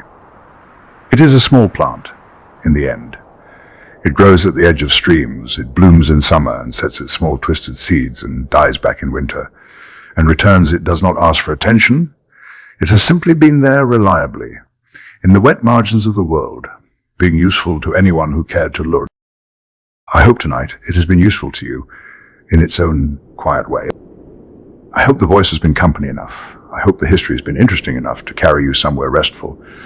I hope that wherever you are in the world, whatever stream does not run near you, whatever meadow you have or have not walked through, you will think a little differently now about the tall white flowers at the water's edge, about what it meant to all the people who came before us to find something growing wild that helped. Sleep well. You have earned it. And meadowsweet, I suspect, would approve.